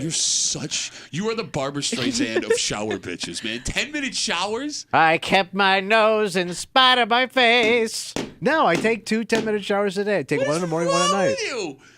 First of all, I need it in the morning just to get going. You are because such I'm tight. You're What? tight. What is that? What? No. What? Don't call yourself tight. I was tight. My back is tight. My body's tight. It loosens me up. And then at night, to get all of the grime off from being picked on this show all my day, God. all the show But grime you I even say collect. you don't sweat. Like I know. you say you're like a If I very. shave, but you still. I mean, I got a Shave crotch. it. Okay. I got a butt. crotch. Speaking of crotches, 252 WCMF, you were talking about how important it is for women to wash their vaginas. You have to, Oh, we lost the phone. Damn it. because she was going to agree with me. That was a dude, and I didn't want to know where it was going, but I You kind of know wanted to where know he's where it was going. going. Kind of wanted Yeah. to know. Okay, can we just talk real quick? Yeah, sure. Because Jen comes in here a second Mm-hmm. ago. Again, we're talking about the town of Bethany, just south of Batavia. They have no water. They're going through a drought. Jen just actually called up and said this is a common occurrence. What sucks about this is the town supervisor of Bethany says this could go a while, says they need several inches of rain for a long period of time to soak in the ground and replenish the well. They right. say they also need several feet of snow over the winter, which means, is this a thing that they'll be dealing with till March or April? Probably, right? Could there be some folks not showered until June? Oh, God. Well, does That's what I say does- when you had to be tough in the country, bro. That's farm tough. That's country tough. Does the snow help with that? No, but it the has to snow's got to melt, get in the well. To Yeah. Pat's point. That's Not my point, town supervisor's point. that's May. Yeah. So, like, Jen calls up and she's all chipper and, like, Mm. this is what you have to do. You people that live in the country, God bless you. God bless You're you. tough. Yeah, okay. No, okay. You love doing this tough thing. I take But they 20-minute showers. I 20 can't minutes in walk the around with a showers. grimy crotch. Can know you? No, they shower. Barely. She just said you could. She just But plumbing you just gotta like water, the rest of us. The crotch takes up to 4 gallons of water Why a are you- day. why are you so obsessed with the crotch today? That's the worst part of your stank. No, I would argue that the brown eye is the worst part of your Well, stink. that's part of it. No, Crotch no, no, goes. no, no, no, no, no, crotch no. runs tip of rod to No. brownness of the brownie. No. It does. There is- That's the crotch area. There is the Tatum-Dixon line, which separates the brown eye from the crotch. It all has to be washed regardless. Yeah, that's true. The point I'm making is this, right? Jen calls up and she's like criticizing us. Like, yeah, this is what you never done this before. You know, you people in the country, you don't have to live like this. Like, Well, if they you do. want That's to why live we like, get our food. But like, no, I get okay. Look, What? but Jen wasn't like, I'm farming. I'm out here. I'm That's true. growing your corn. She's just Yeah. like, I like to live like this. Yes. You don't have to live like that. You don't. You don't have to. But the city's got its own problems. Yeah, sure. But like, I'll take living and I'll take you know, water. Yeah. The most basic of things. Yeah. Water, cable, heat. You don't need cable. Heat was nice. Well, yeah, because I got the apps on a smart TV, so you're right. You are actually, you'd be perfect living out in the country because you don't really ever leave your house other than to go to the grocery store. Like, if you could do your job from home, you would love country living. Nobody around. No, because he would have no one to judge. He good point. He The lives cows. on judging. Oh, shut their water in the cows again. She ain't even doing it right. She's spraying the water right on the cow. 4-wheel drive on foreign soil. There are 50,000 people come Friday that could have their driver's licenses suspended. So what do I do? If they don't do this, you actually might be one of these people, Tommy, so you would want to listen because, 2-3 years ago, this was absolutely necessary to make sure everything was going to be okay. And look, even folks that were like, oh, I don't want to stay home, they were okay with this. Yeah. They were completely okay with this because no one likes going to the DMV. Well, So is it because I have an expired license? it's expired license plus one more thing, and that's what sucks. You can't just go online and do this. You have to go somewhere and get this done before Friday or risk losing your right to drive. Oh, jeez. And we'll tell you what it is All right. next to the break room on 96.5 WCMF.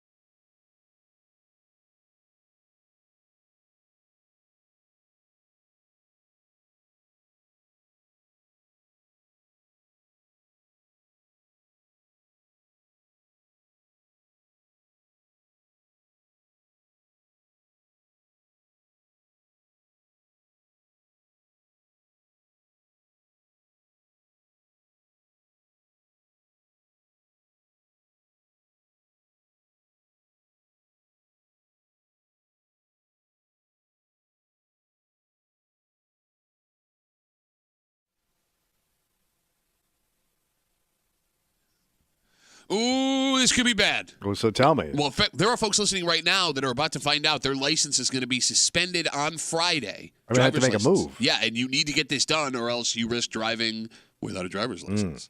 You're hanging out in the break room on just Classic Rock 96.5. WCMF. Sebastian Maniscalco, comedian. He's coming to the KeyBank Center in 2024. Don't miss the It Ain't Right Tour, November 16th. Tickets go on sale this Friday, December 1st, 10 a.m. at Ticketmaster.com. He's also coming to Rochester. We'll have tickets for that show later here in the break room on CMF, just after 8 o'clock. It's Wednesday. You know what that means. Oh, get that hate on. Hate Mail of the Week coming at you. I thought this was a good conversation. Yeah. I thought everybody learned a lot of stuff. Good ideas. I thought, we came up with like a legitimate solution on how to get kids into the trades.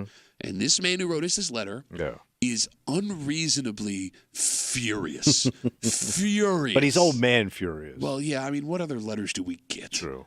Because if a kid only wants a job like a plumber or a contractor for this reason, well, guess what? I don't want him.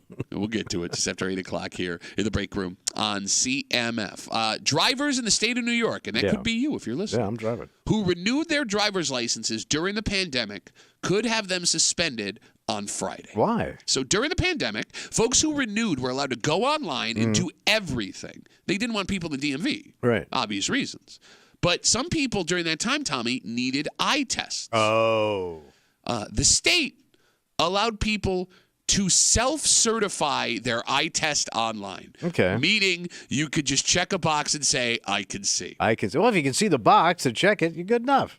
Believe it or not, everybody in New York State certified their own eye test. So everybody's got good eyes. Yeah. So do I have to go down to the DMV and do this, or can I go to my eye doctor? Well, let me give you the information before we get there. All right. Okay.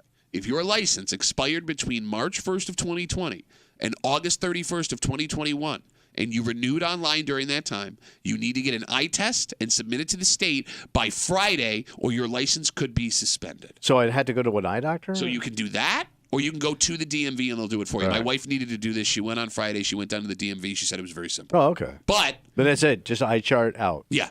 But, I mean, the closer we get to Friday. Yeah. It's going to be slammed with it might take a day or two to process, blurry-ass looking people. Blurry-ass looking. Well, I think once you get it all approved. Is it all set that day? I don't want to say because I don't know.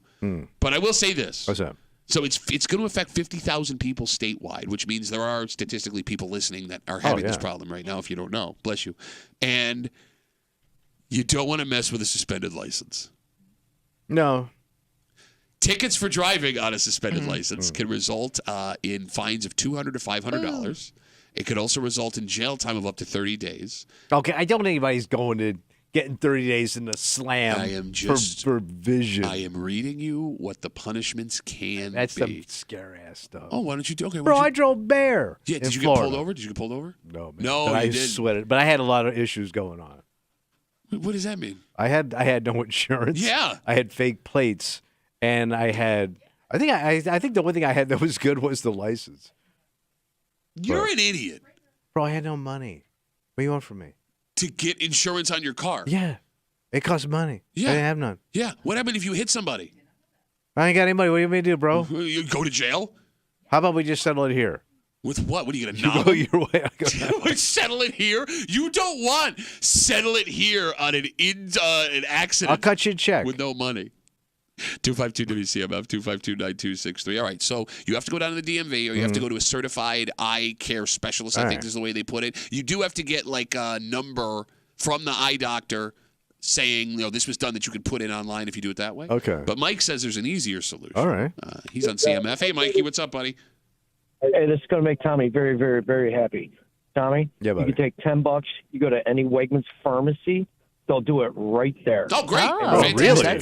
Somebody else called and said How the do you same like thing. them apples? Those are delicious apples. Yeah, I can get apples and get CDL, and they did that for me. It was magnificent. For $10, it's worth 5 minutes. Man, you could go to Wegmans, get your eye test, and then get actual apples because you're at Wegmans. Here's the other thing. Get an apple fritter instead. It's better for you. The people are pleasant at Wegmans. Rock on, bros. Thanks, buddy. Mike, that's a good tip. Thanks for the call. It gets a little chippy at the DMV. Well, you might have been up waiting, too. I don't know. No, but you know what I mean. They'll get you in. I never met, pleasant DMV workers. It is amazing how no one has ever had a good experience. They don't have to be. They got you. There isn't, an alternative to this place. No, I get it. But, Next! just for human decency's sake, You'd think there would be one nice person that's No. ever worked at the DMV in the history of the DMV. And they make Just you for like their own sanity. no, but they make you sit in them old church pews. Yeah, that I don't get either. You get our news on one television that's way off in the effing corner and grumpiness. Yeah, you're right. Like they can do something to spice it up a little bit. Those people are very unhappy. I get it. It's probably a boring ass I job. love how you sit here, you make fun of them, you bitch about them. I get it, I understand. I would be. it. Listen, I'd be a dick if I had that job. Thanks. Well, and you're constantly explaining the same thing to people probably over and over again. You get people that come in confused, don't know what they're doing. You get complainers. I mean, nobody's going in there with a good attitude. No. All right, so with this news that if you renewed your expired driver's license between March 1st of 2020 and August 31st of 2021 and didn't get an eye test done, you need it by Friday or your license could be suspended. It's going to be interesting to see if cops let folks drive off with a warning, but then you can't let someone drive on a suspended license. Yeah. With Bad vision. Yeah. Well, I mean, Scrape you your don't way know. home. Yeah. Questionable vision. Like, do you get arrested or does somebody have to come pick you up if you get pulled over driving on a suspended license? Because arrested doesn't mean jail; it just means you're arrested. Oh. Yeah, maybe you have to get somebody to get your ass home. Could you imagine how embarrassing that would be? You're standing next to your car with your keys and you can't drive your car. And everybody thinks you're drunk. Yep. That's driving by. And then you're inconveniencing a friend or a family member or a spouse. Hey, I need you to come get me because I can't do an eye test. Because I'm too damn lazy to spend $10 at Wegmans. Or you just didn't know. That's true. I bet you like there are people that maybe have just missed this that didn't know. Yeah. Unless or skip the notification. Okay, so people that needed it got a letter, and it's been all over the news. And now we're talking about it, so everyone's going to hear about it. You know what? Something like that coming in the mail or getting emailed to you, you might think it's a scam. Okay. I'm just thinking of ways people may not What are they going to steal take my it eyeballs? Seriously. What? I'm trying to figure out the scam to try and get me Your to go eyeball to the identity. DMV to go get an eye test. Oh. What's the scam? They get your identity. I don't know what it says. It just says you need an eye test or your license That's all is it going to be says. suspended. Like, it doesn't say, like, Essentially, go to the, I don't know. Well, no, it gives you places register you can online. go and, all that stuff. But, like, you can't do an eye test online, which, no, that wouldn't work. Okay. Nailed it.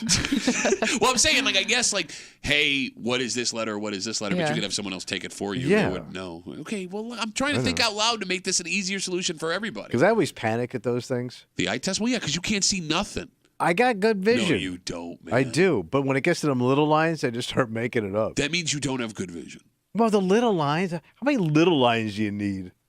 When's the last time? Oh, that's a little line. See What's it something say? in the distance. I mean, Well, might be kind of important. No, but once I drive up to it, I'll see it. No, but, like, here's the thing. Not only can you not see things... What's that? Oh, it's bridge out. What?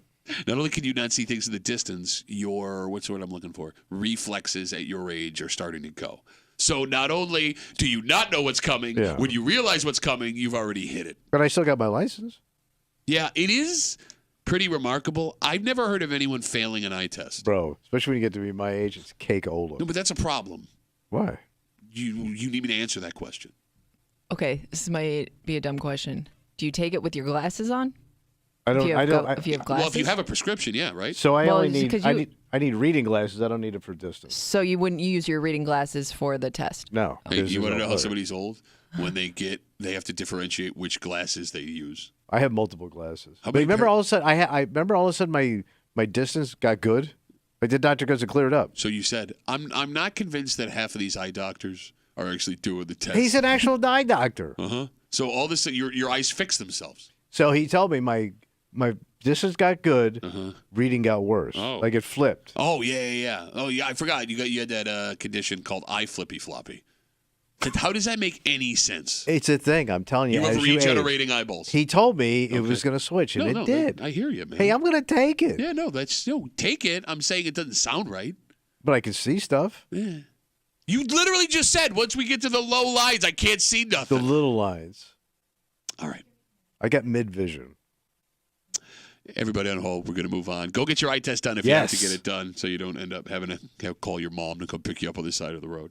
It's Wednesday. It's 8 o'clock. You know what that means. Oh, we're already doing it. We're hating. That's right. A lot of hate going on today. But this hate is unwarranted hate, and it's unreasonable hate, and it's a lot of hate. Wow. Because we were just trying to help. Okay. And I thought we had a really good discussion about getting kids interested coming out of high school in the trades. Yeah, you got to give them something. It's a problem. I mean, it's not even giving them something because these jobs do give. Lure. And they It's what these kids don't know and what the other option is that looks way cooler. All right. I thought we made progress, Mm-hmm. but this man is furious with the idea that we had. And we'll get into it. Read you the letter. Next, Hate Mail of the Week here in the break room on CMF.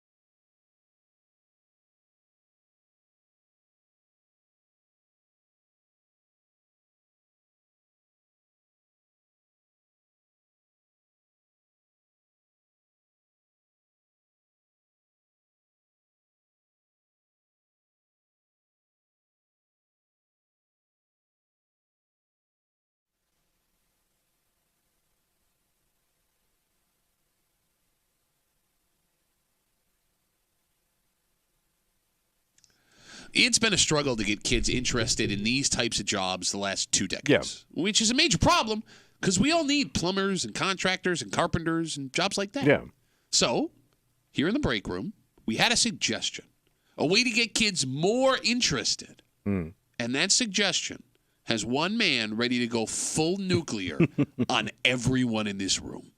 You're hanging out in the break room, Rochester's Classic Rock 96.5, WCMF. You can watch the show live, Tommy. Watch us talk, Patrick. You know about the Odyssey app. You know about WCMF.com. Our new sleek live stream is also available now on YouTube and Twitch. Just search the break room, WCMF. You can like, you can subscribe. There's a place to leave comments. So many ways to be disappointed. That's right. But all 4 ways, YouTube, Twitch, the Odyssey app, and WCMF.com. Brought to you by our good friends at Three Heads Brewery. Three Heads Brewery.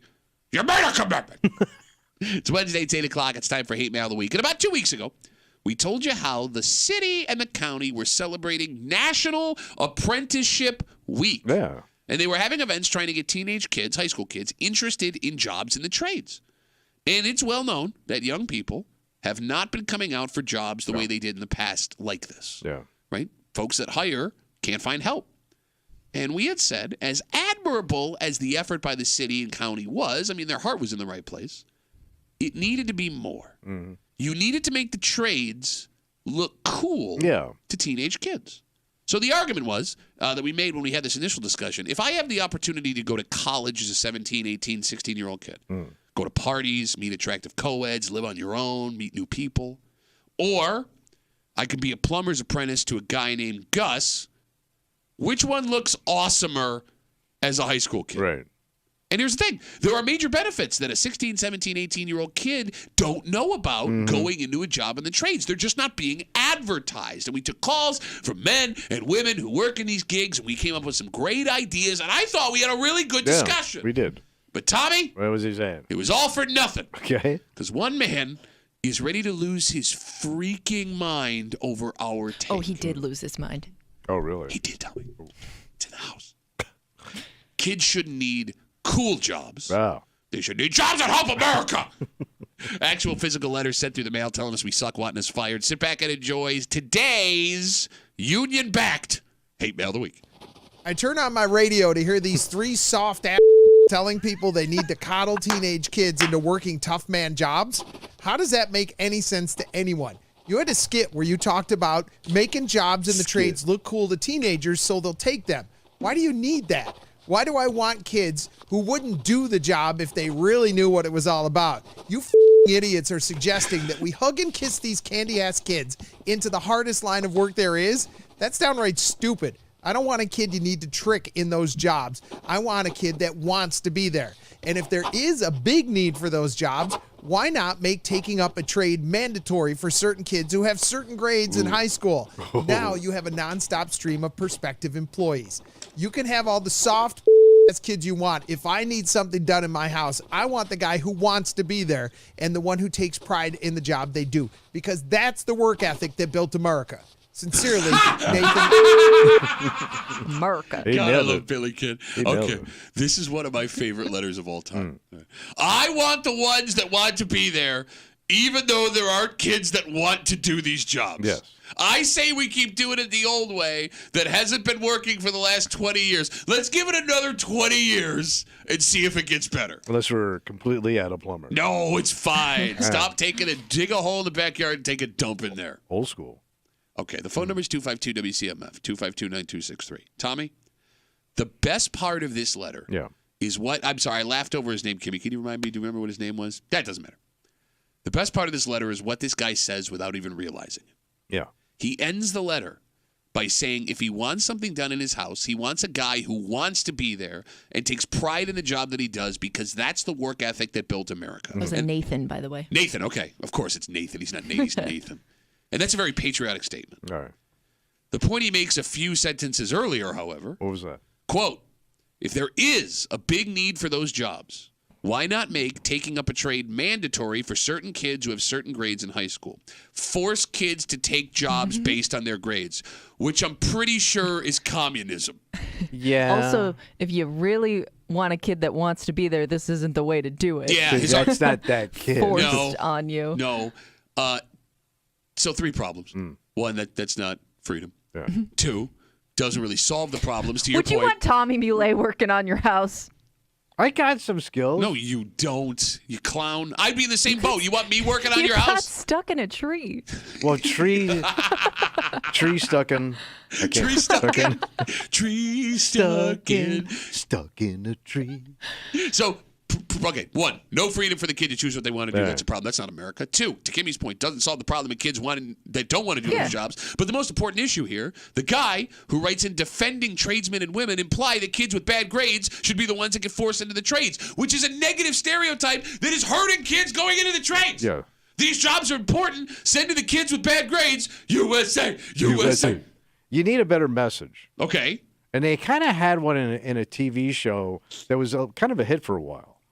It was that guy Mike Rowe, and he had that show called Dirty Jobs. Oh, yeah. And it was pretty funny, and he also, but I don't know It if was on that for a turned long people time. on. Those jobs were turned people off because they were dirty jobs. Yeah, but I mean, you Like also he kind of showed like how grimy and tough these jobs are. But he also met interesting people. He did. I mean, He's really handsome funny. man, yeah. Yeah. By the way, that wasn't his background. You know that, right? No, I didn't know. I just know his You know name. how he got his union card in the actors world? Oh. He got into an opera. He's a singer? He's not. He practiced and he got a card that way. Wow. So the guy's kind of a fraud. But beside the point. Yeah.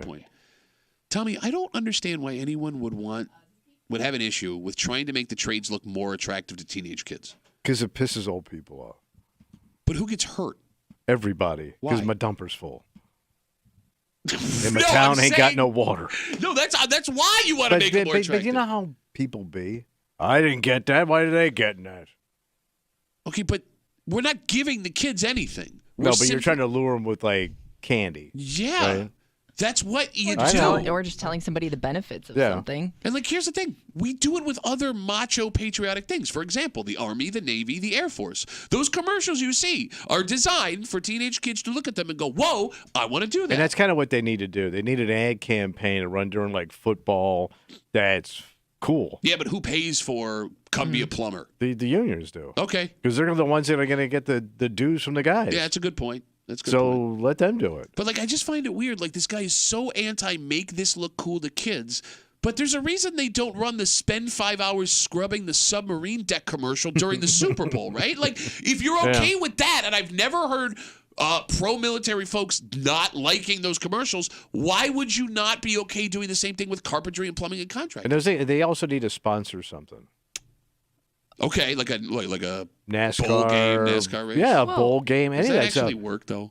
Like, what do you mean by What are you talking they? about? Like, what would you want to see? It would almost have to be the unions would have to sponsor these Okay. things, like I said, because that's where the money's going to go. Well, you can also have the federal government step in. I mean, they're trying to do things to get kids. They could do it. States could do it. Yeah. And, state by state. I Why don't know. not? I don't know if these like bowl games and named races actually help though. But you also need a celeb that has some traction. Well, but that's the problem. Like celebs don't have these jobs. No, but they kind of like some guys used to have these jobs, like country music. A lot of those guys had like regular jobs. Bro, they wear tight pants and sparkly shirts. Yeah, and they got out of those jobs to do country music. And I don't think they ever actually Even, did those but jobs. I'm saying, like, Don't even if say they that. did, No, they didn't. You're too pretty to be a plumber. I think which is you- my favorite Ribs Arkansas Too song. pretty to be a plumber, so pull up them jeans. I don't see that dumper. Them glitter ass dumper jeans.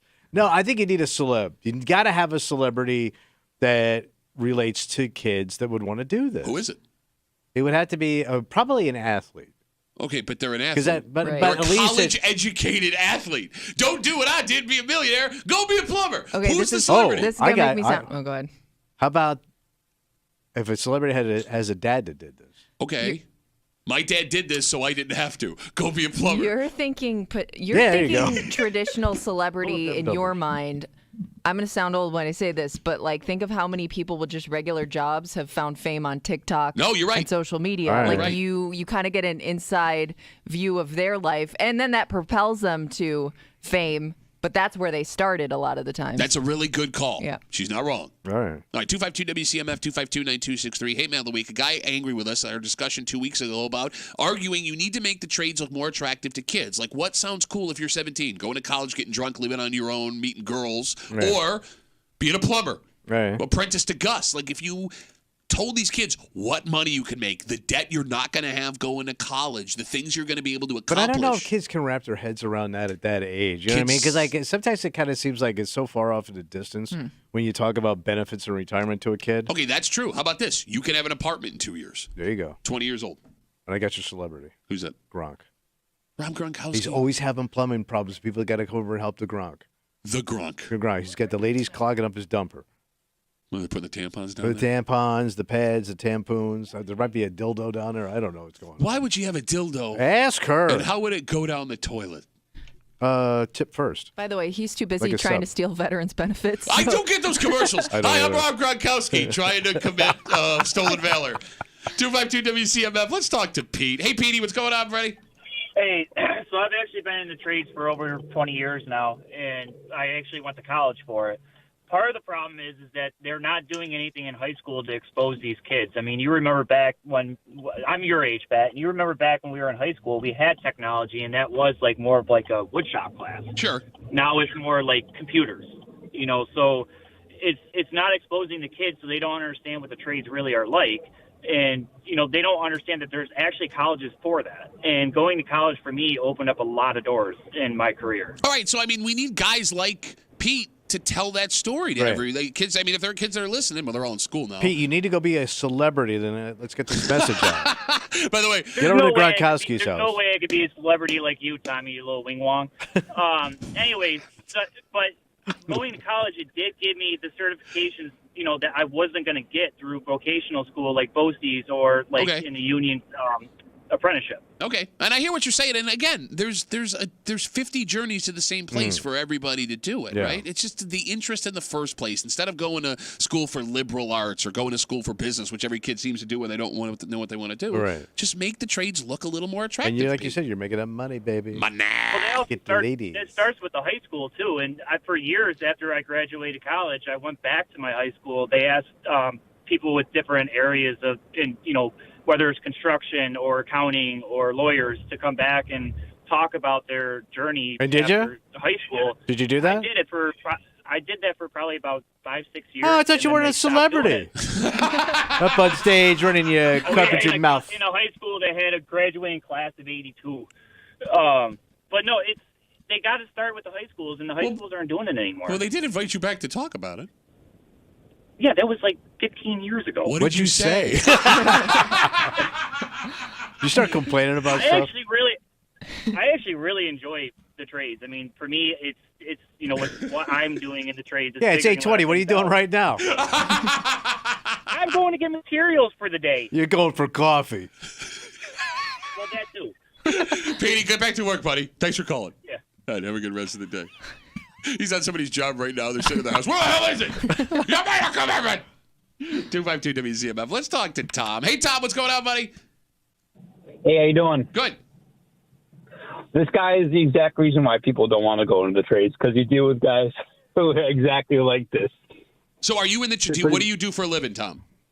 I do refrigeration. Okay. So what was that process after you got out of high school? After high school, well, I did a few jobs here and there after high school. I tried to do college, went for IT, but figured out I didn't like programming. Okay. I always had an interest in the trades, but like, I mean, it is pretty enforced that like people in the trades are looked down upon because they couldn't make it in college. Yeah. So this guy is pretty much reinforcing the fact why people don't want to go in there. No, but you're right. I mean, it's the funniest thing. Like, you know, send the kids that don't have good grades off to do it. Why would you not want to be in the trades, dummy? Hey, dummy, get over here and want to be in the trades, you communist dummy. I do have a question, Tom.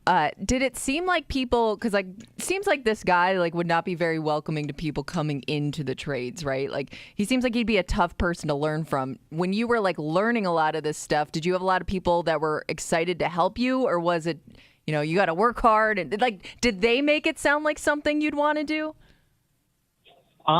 It definitely, when you first start, it depends on who you would work with, to be honest. I mean, you know, you definitely have this like 60-year-old guy mentality, or like, you know, old school mentality of like, oh, like this guy just doesn't want to learn. Like, they're not going to give you the time of day to like learn. You know what I mean? Yeah, talking to an ugly wall. All right. All right, so It Tom, depends on who you work with. okay, so Tom, maybe an effort by the unions to find folks that are good at communicating with the younger folks to help bring them. All right, Tom, we're getting more stuff. Okay. Thanks for the call, buddy. Have a good rest of the day. There goes Tom. I mean, this is a beneficial conversation. I think it is. Right? Yeah. From two guys that could not do trades No. work. No. Ever.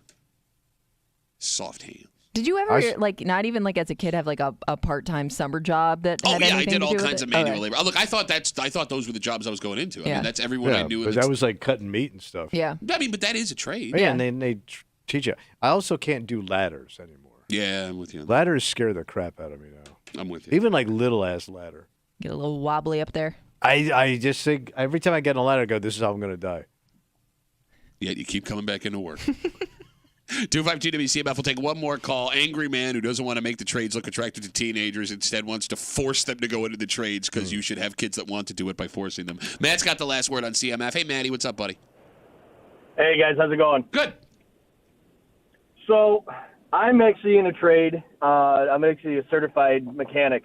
And for me, just like the last caller and everything else, like the trades with BOCES and stuff like that, that was my option because I was an absolute horrible student in high school. Okay. I hated school, and BOCES was kind of like my outlet. So I ended up getting into the automotive industry, and I loved it. I mean, since day one, I was always tinkering with my stuff at home. My parents would always get pissed at me for taking lawnmowers apart and putting them back together. You know? Yeah, that would piss me off too, man. You know how expensive those things are? Well, as long as he puts it back together. Yeah, but he put it back together as Matt, not as the company that Bricks and made the scratch. lawnmower. Yeah. Yes, thank you. I that's how I learned. I was never a person to learn like with a freaking book and a piece of paper in front of you. I always had to be hands-on. Okay, so Matt, And how old are you now?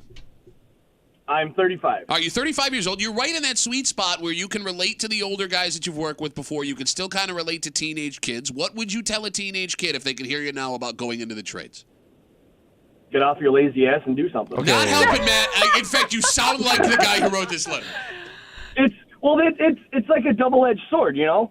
I learned a lot of different tricks from the older guys in the trade, Right. and then vice versa. You know, like I was able to teach them some of the new things coming out of college. All right, but how I are did you this all sitting? throughout college. All right, so you're 35. How are you financially right now? Well, a lot better than what I was back in college. Okay, well, that's good. All right. With being a mechanic, I mean, you guys, you're spending thousands and thousands of dollars on tools. Okay, you're not I've got a $40,000 toolbox sitting in my house right now that is just sitting there because I work out of a work van now. All right, you're not helping. Yeah, okay, Matt, we're gonna strike this call from the record so kids actually want to work in the trades. Get off your ass and buy $40,000 worth of tools and meet me at 6 o'clock in the morning at the coffee shop. They are good, though. They are good. There All are right. some upsides to everything, and it's a dying trade. Everything's a dying trade. Why? because I a lot can't of these things imagine are all why, though, work Matt, the from way you home. talk about it. You didn't paint a great picture. Manny, have a good day at work, buddy. Thanks for the call. You too, guys. We'll see you. All right, there you go. Why did Matt I call? really, really enjoy it. Well, he It started sucks, out though. okay, then he kind of No, but like he called to say Yeah. kids should do this. Right. And this is my success story. and he was that kid that didn't Yeah. like school, and he found something that he loved. They're torn. And then what would you say to these kids? And he sounds exactly like the guy who wrote the letter. And then he starts bitching about all the tools he's got.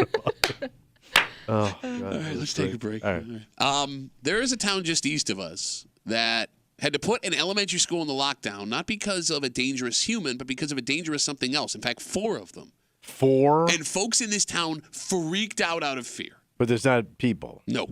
These things still on the loose, by the way, at least 3 out of 4 of them. And the place that owns them Yeah. are going, hey, guys, you're all overreacting. The So police wait, he ran department- up a farm or something? Well, I'll explain. I'll explain where They sound came from. dangerous.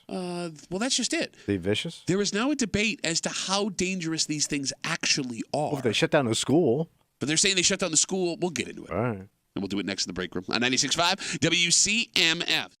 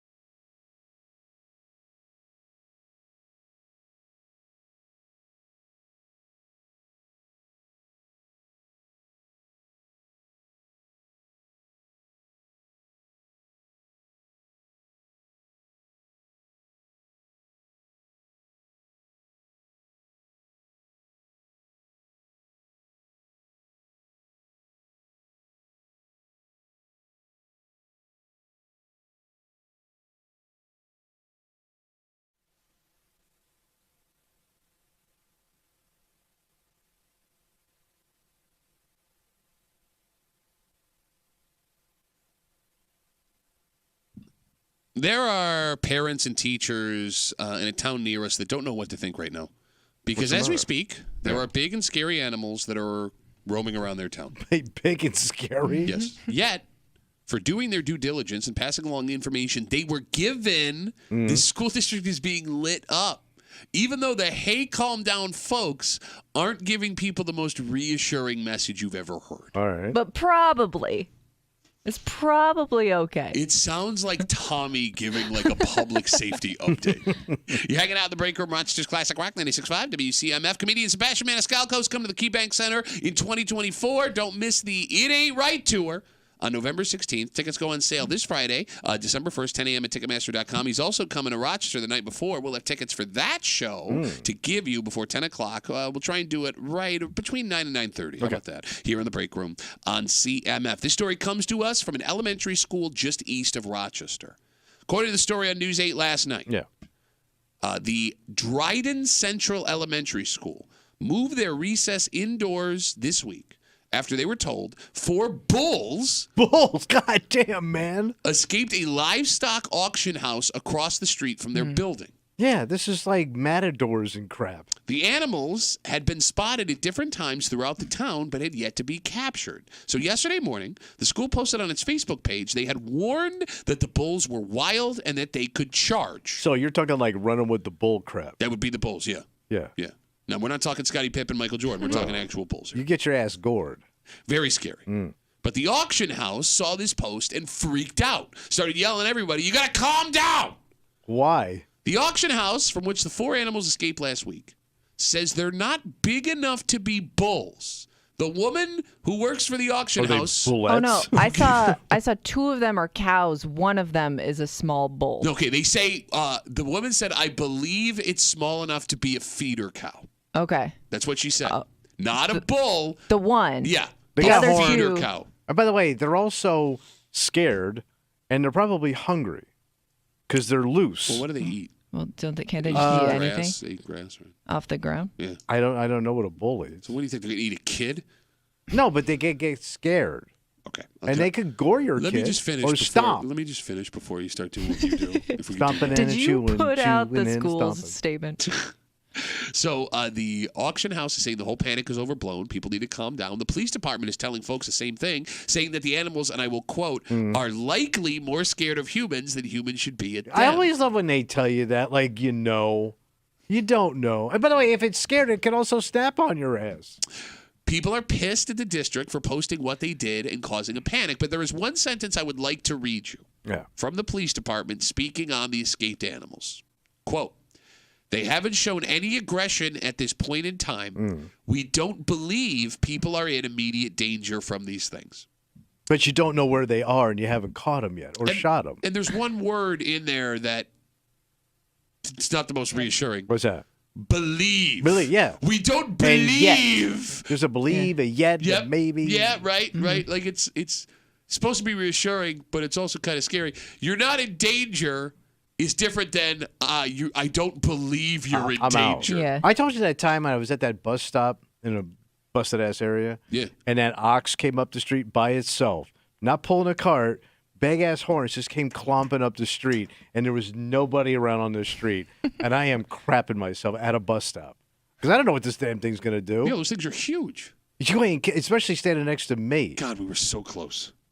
And he looked at me. Yeah. And he goes, "You kind of look like an 8th grader." Okay, you don't even know how to do your own stupid punchline.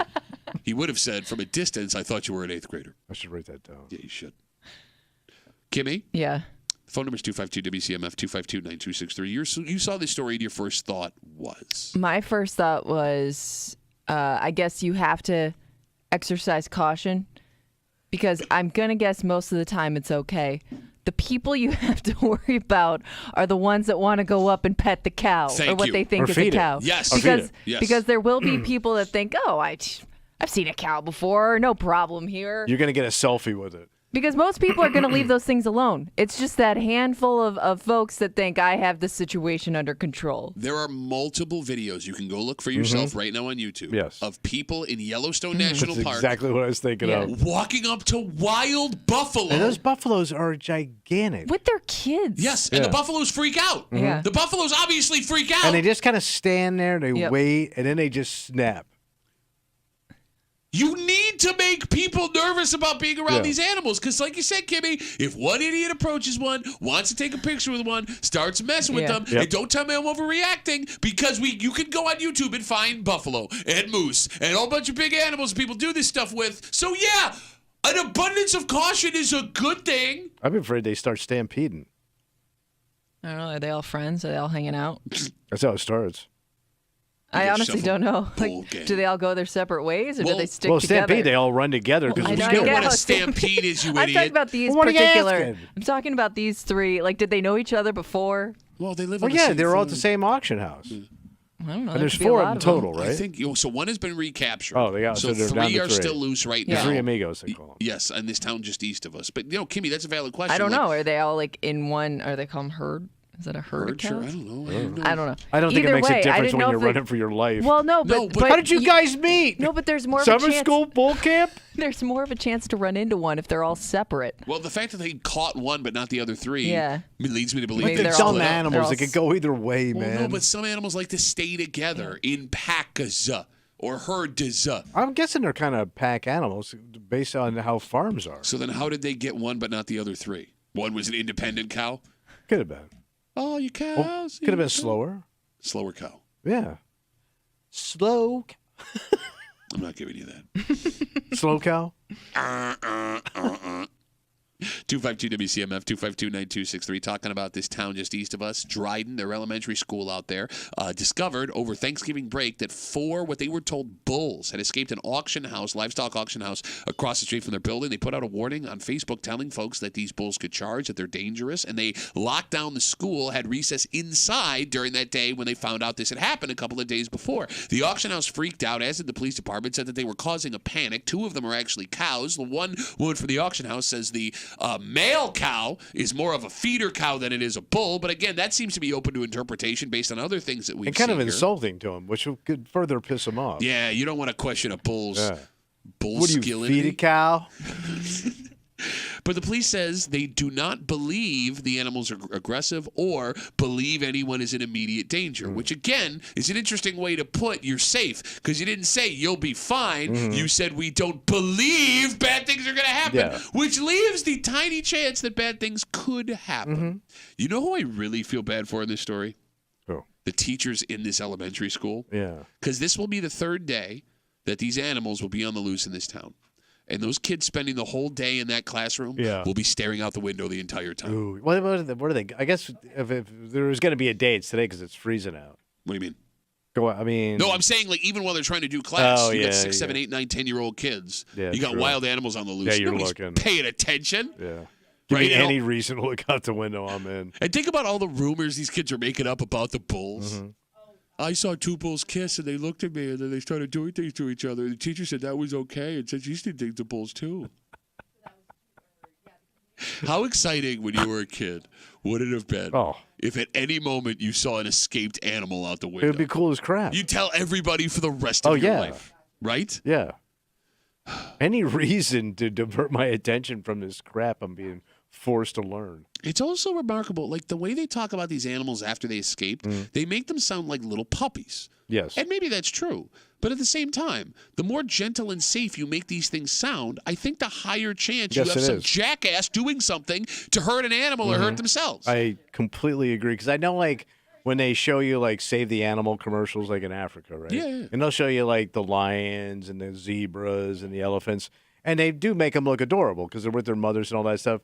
And the bears the same way. But you got to remember, man, these things will eat you. Yeah. They're just cool because your delicious ass ain't walking in front of them right now. Because my wife did this with that damn deer we had in the backyard. Okay, you keep going back to this deer.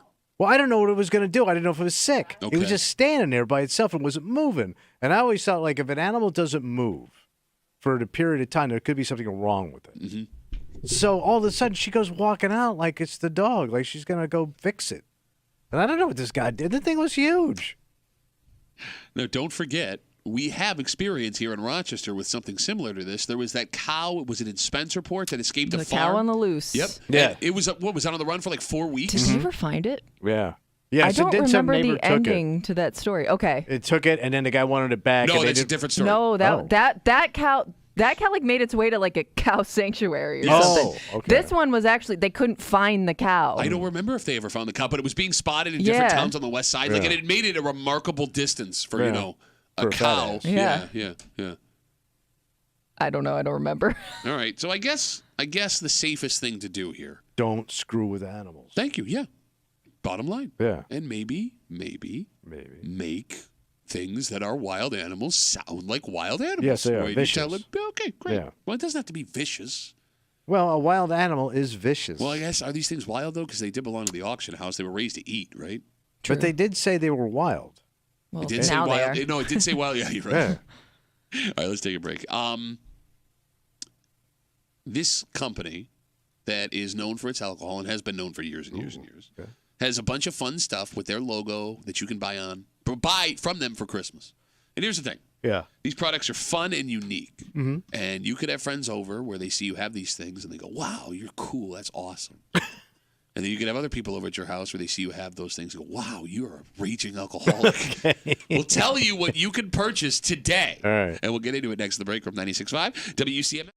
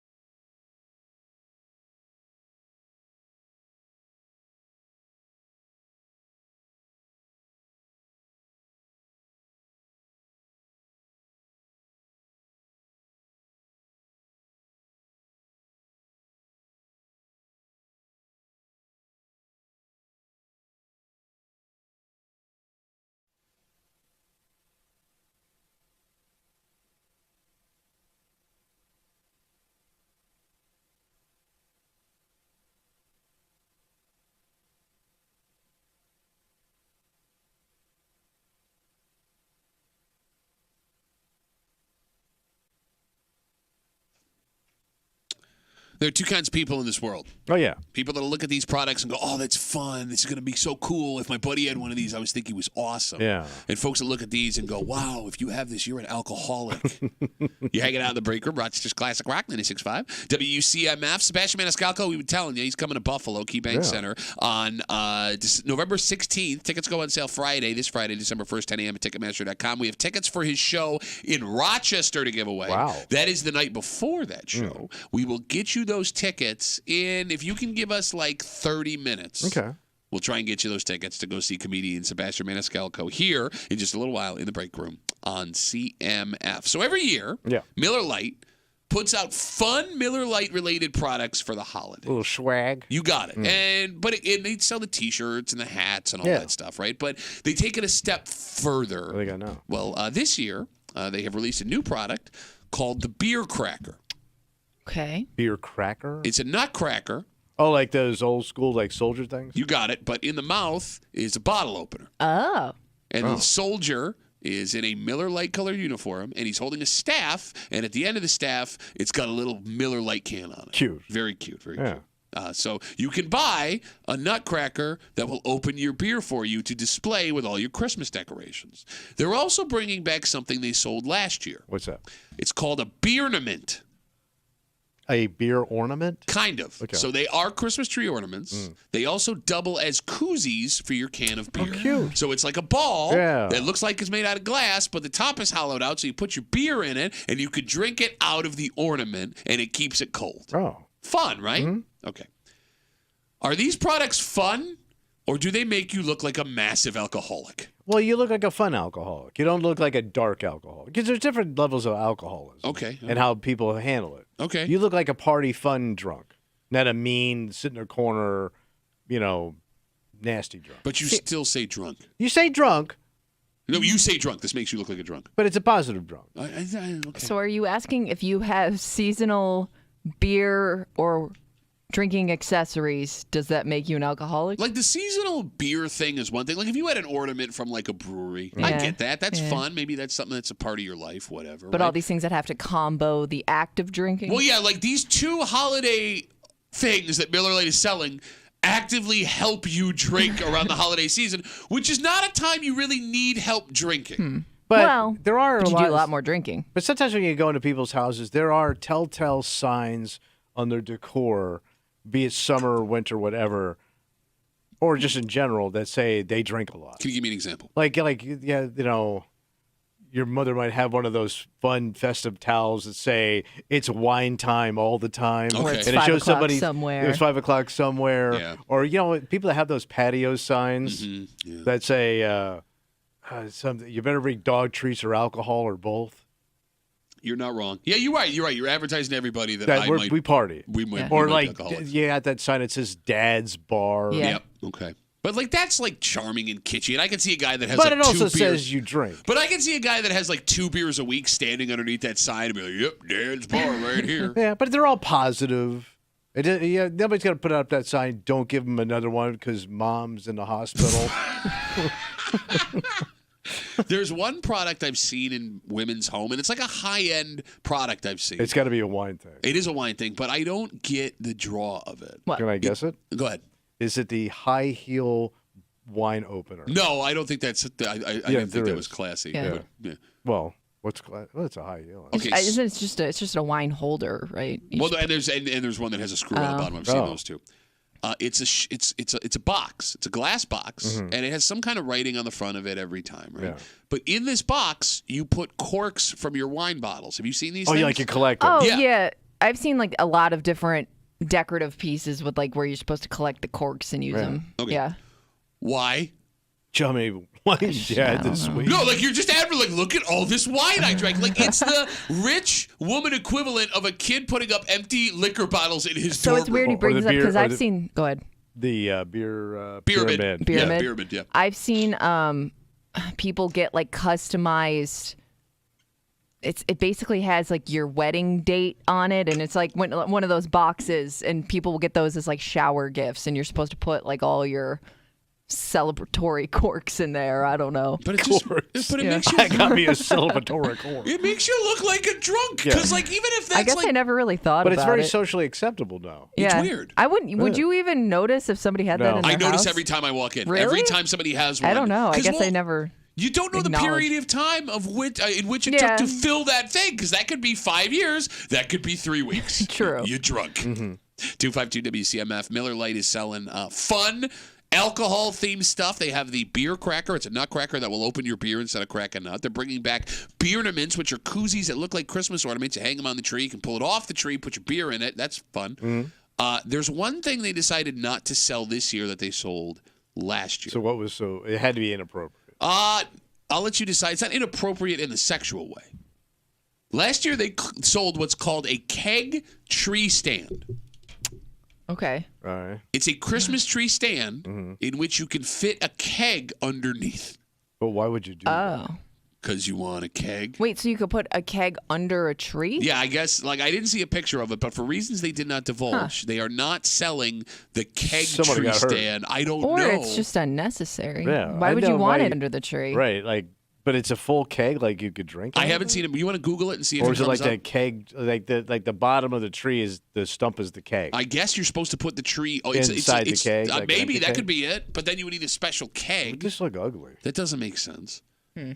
But if I go ahead, Kimmy. I'm sorry. Yeah, it just looks like a. It just looks like a big table over the keg. Okay. It doesn't.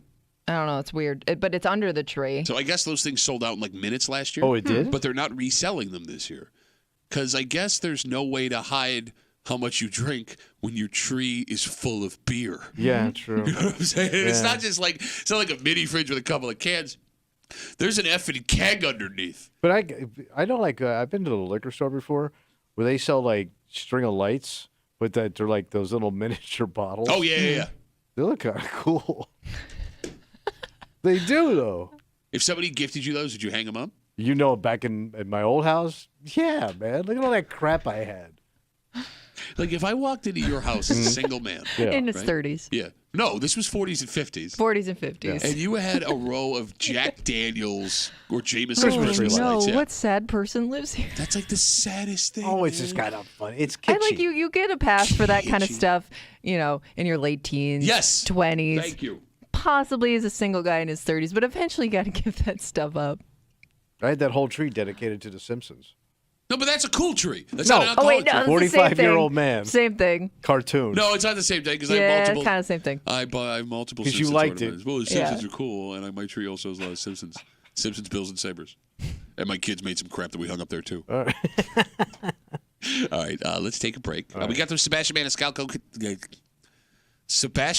Maniscalco tickets coming up in just a little while, so sit tight on that. But before we get there, Tommy, we have a Facebook message from a woman that wrote us right after Thanksgiving. And this Facebook message is directed towards Kimmy and I specifically. Oh. She has an issue with her teenage daughter. And the issue isn't so much with her daughter, but with her daughter's friend. Oh, she's running with a bad crowd? Well, so that's just it. Bad crowd wouldn't be the way to put it, I don't think. But the mother doesn't like the girl? Well, it's complicated. It always is. She says that this girl and what she's going through is changing the way her daughter is as a person. That ain't good. But, Tommy, it's not like they're out stealing cars and robbing banks. And you can make the argument that this girl, her friend, needs her more than anyone would need this girl ever. Despite the fact, Kimmy, it sounds like this woman is trying to figure out a way to separate her daughter from this friend. And I don't know if Kimmy's going through this because she's all goody two-shoes. Yeah. I had a friend one time that told me that my hair was bad and I never talked to her again. No, he sits in that room. I know there are parents that are either going through this with their teenage kids now or have gone through this in the past. And this woman needs your help. Okay. So we'll get into it, and we'll do it next here in the break room on 96.5 WCMF.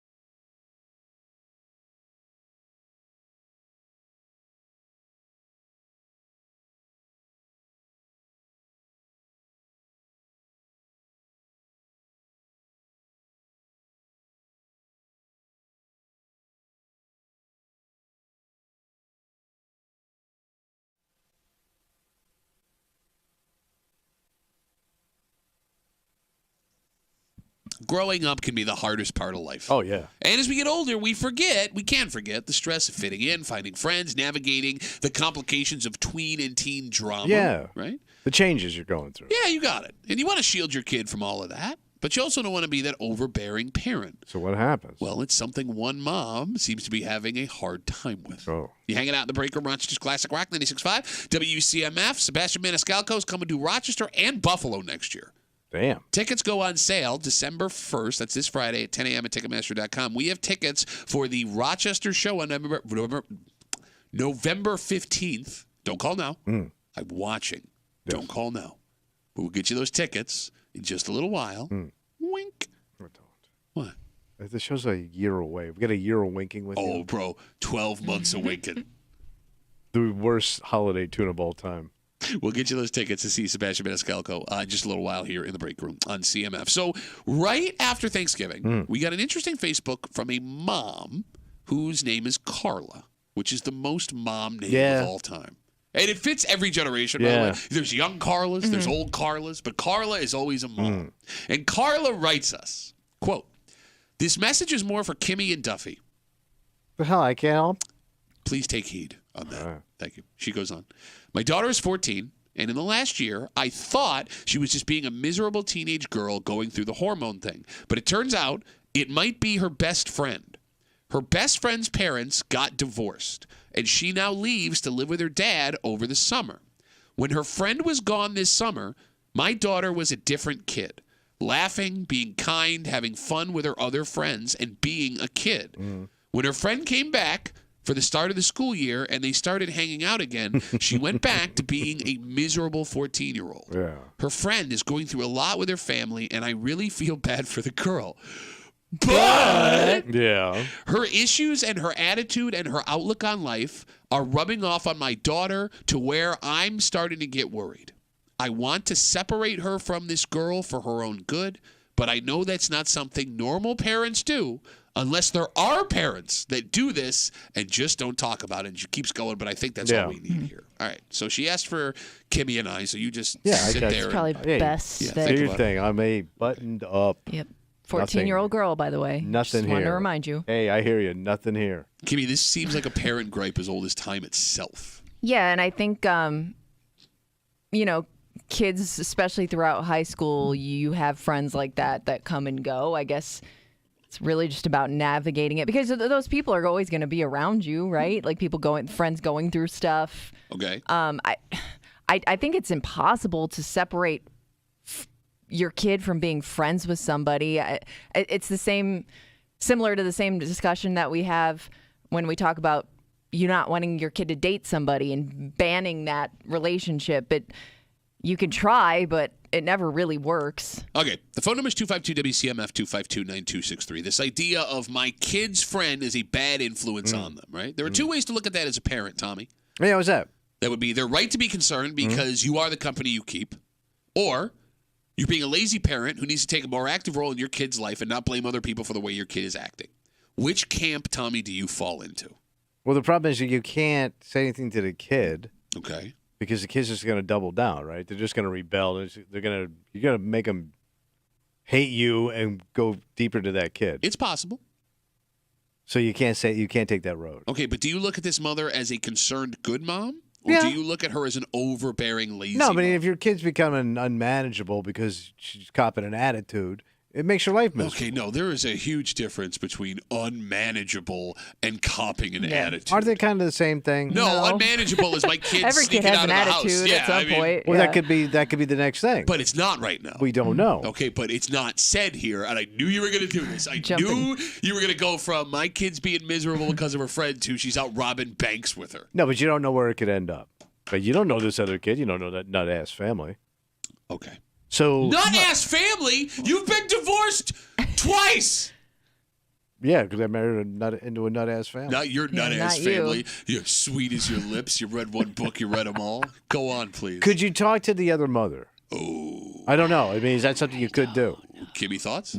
I don't know how you approach a subject of, hey, I think your kid's making my kid miserable. You don't say it that way. What do you say? You know, I notice when the girls get together, they change. So, something we could do together. I love you even trying to be a parent. Hey, listen, What? You sound like a Canadian hockey coach. Who's the centerman? You're the centerman. Okay. No, but could you get together with the other parents? I mean, you don't really have any options. No, but you be telling them their daughter I think you have is to dragging. focus more on the way your kid is responding than I see the you way like the other kid is. Because you're not going to change the way the other kid is. I was just thinking you could approach it as the girls as a collective unit are having a problem, not as individuals. You have to. I'm just thinking like from like what my mom. It always bothered my mom if she thought I was like copying somebody or like following somebody. You know what I mean? Like she always would say, you don't have to be your own Pretty person or wear makeup or chase boys. It was more of like a be your own person, be a leader, not a follower kind of thing. Okay. So you take that approach. Yeah. But like maybe I think you have to I don't think you can change that other kid's behavior. So the best thing you could do is give your kid a way to manage it, I guess. But I mean, her kid would have to see that that's happening. Yeah. It's a 14-year-old girl. It's her best friend. Look, I mean, I got a 13-year-old. Yeah, I don't know what I could have processed at 14. I don't know. Could you find does she have other friends that you like? Kind of push her towards those kids. So that's what she sounds. That's what she says. But how in do you this letter. do that if the other kid By wants the to way, see as her a parent, kid? there's no guarantee you know who the good kid is and the bad kid is. Well, but either. you do know how your kid The reacts attitude. after spending time What they with show those you. friends. Okay, no, look, I can say this. I will say this. With my 13-year-old daughter, who is the most hormonal teenage girl. Oh my God. Yeah. Oh my God. Just starting. Oh my God. I know there are friends that she'll go hang out with where she's going to be a certain person when she comes home, just based on that friend. Like I understand. But I think what this we were mom all is like saying. that at that age, weren't we? I think you're right, but I can tell which friends are the ones that bring her up versus the friends that make her feel bad. And I'm not saying look, they're teenage kids. It's going to happen. But I've never gotten to the point personally as a father where I've been like, I got to keep my kid away from that kid. Yeah. Unless I'm the bad parent here and this mother's actually doing it the right way or at least wants to do it the The right only way. thing that would help is if you have an older sibling pointing it out to her. Your friend's stupid. Yeah. God, you are so bad at What this. would your brothers have said to you about a buddy who they didn't like? I don't know. They weren't around. I don't know. And I'm again, looking at options. and again, you would have just doubled down and be like, "No, my but sometimes, older sister's an idiot. She doesn't know what she's talking about." But let's say you look up to your brother, and his words have more Okay. weight than your parents. Okay, so now it's like an 80s sitcom. My brother's cool, man. He drives a motorcycle. But They work for Richie Cunningham, man. Have an ice cream cone. Kimmy doesn't know who explain that to you is. what's going You don't know on. who Richie Cunningham is. I have no idea. You gotta be kidding me, man. Why would she know that show? It's a show about a time that she wasn't alive in that aired 20 years before she was alive. But he's an institution. Do you know who Ron Howard is? Yes, I do. All right. Richie Cunningham. Are we done? Yes. 252-WCMF, 252-9263. I know there are parents listening who have watched their kids go through what this mother is describing. And I don't even know if it's a bad thing. Again, this mother, her named Carla, I'll give you the quick synopsis. She's got a 14-year-old daughter, her best friend, parents going through a divorce. Now leaves during the summer to go spend time with her dad. She said when her best friend is gone, her daughter's a different kid, laughing, kind, having fun with other friends, being a kid. When her friends came back to start the school year this year, she went back to being a, quote, miserable 14-year-old. Her friend is going through a lot with her family, and I feel really bad for the girl. But her issues and her attitude and her outlook on life seems to be rubbing off on my daughter. She essentially wants to separate her daughter from this girl and says, I know that's not something you should do, but then leaves the door open unless somebody has done this, in which case it'll justify me being able to do it. I would also worry that, am I gonna, my kid may be helping this other kid, with whatever they're struggling with or going through. By taking that away, am I doing harm to somebody else's child? It's a good question. It's a really good question. Because, you know friends that you've had throughout life that have gotten you through hard times. Yeah, especially something like a divorce at 14. Yeah. I mean, anyone's gone through that. Yeah. 252-WCMF. I feel like in the discussion so far, we've been focusing too much on girls because it's a girl in the letter. Yeah. This is common in boys, too. Right? Like the worst... Okay. Do worse influences come from friends of boys or friends of girls as a teenager? Because boys will get your sons in, actual trouble. Yes. Like breaking, Physical. stealing, fighting, cursing, farting. But, Kimmy, it does kind of feel like girls change the way other girls act more than boys change the way other boys act. Am I wrong? I mean, every kid's just, struggling to fit in, right? You don't think boys experience that too to some extent? I feel like it's more extreme with girls. Let me put it this way. I think it hangs longer in girls. Like it changes their entire outlook and attitude. Than boys. Like boys can get in immediate trouble, where I think with girls. Bro, you almost didn't graduate. What do you mean? She called you bro. Huh? But you know what I'm saying? Bro, you almost didn't graduate. I would buy that T-shirt with your face on it. Bro, you almost didn't graduate. Like, the influences that you had in your life set you up for complete failure, and somehow you managed to get here. I don't know. All right, let me put it this way. I can't imagine the people's lives you ruined now that I'm thinking about it. Well, there are two women we definitely know about. What ruined? Like friends that you've had along the way that you've never heard from? Like again? Yeah, you bring it up. You got a buddy whose car doesn't have a horn. You don't talk to him. I also chase people away from the reunion. The reunion. So that stuck with those people for life. 2 of the guys in my graduating class died, so I don't know how that would have worked out. It could have been good. Okay. Going back to what we were talking about, boys versus girls and bad influences, teenagers. Like, I had buddies that were bad influences. But my little sister had friends that were legitimate monsters, and their parents were monsters. And my sister, she's a great human being, who was awful. The teen years? As a teen, spending time with these other girls. But, like, even in that situation, and it was bad. It was bad.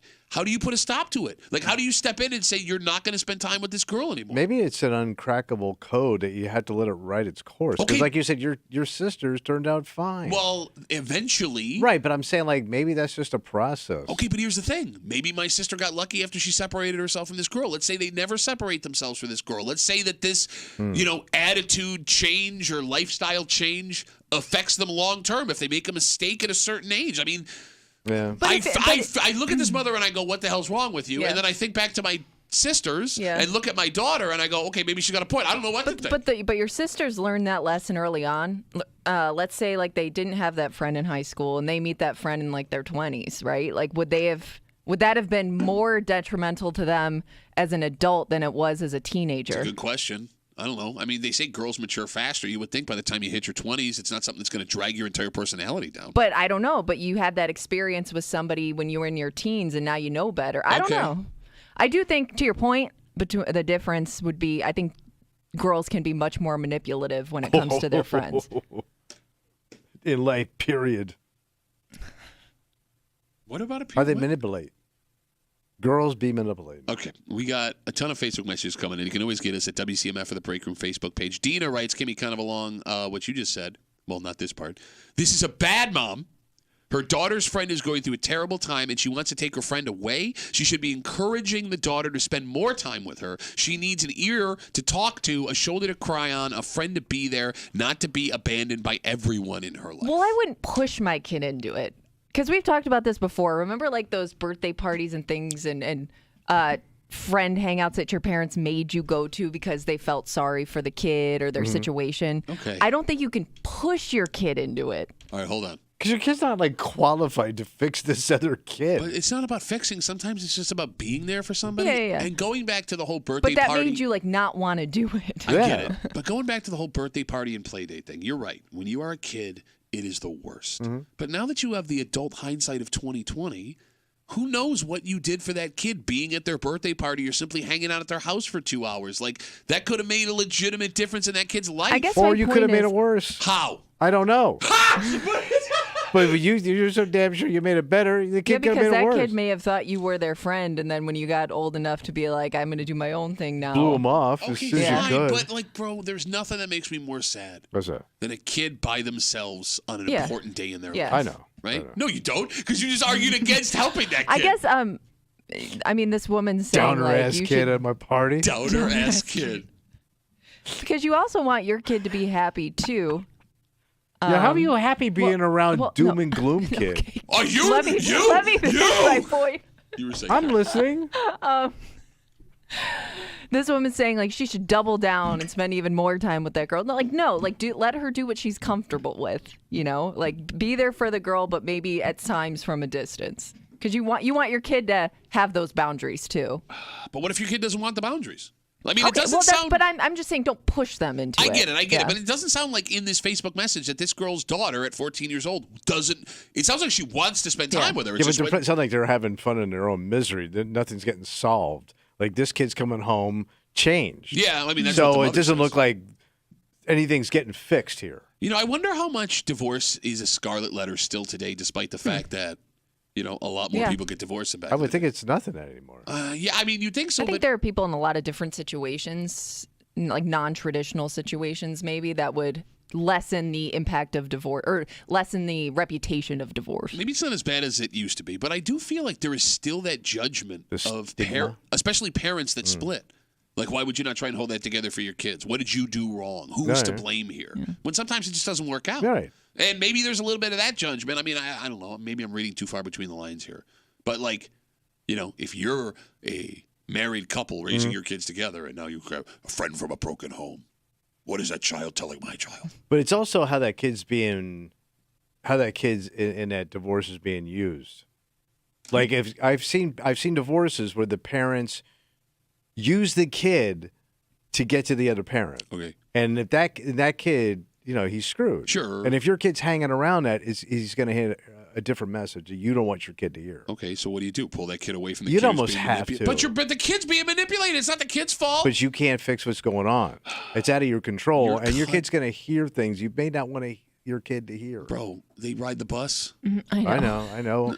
But this is something you know that's happening. Okay.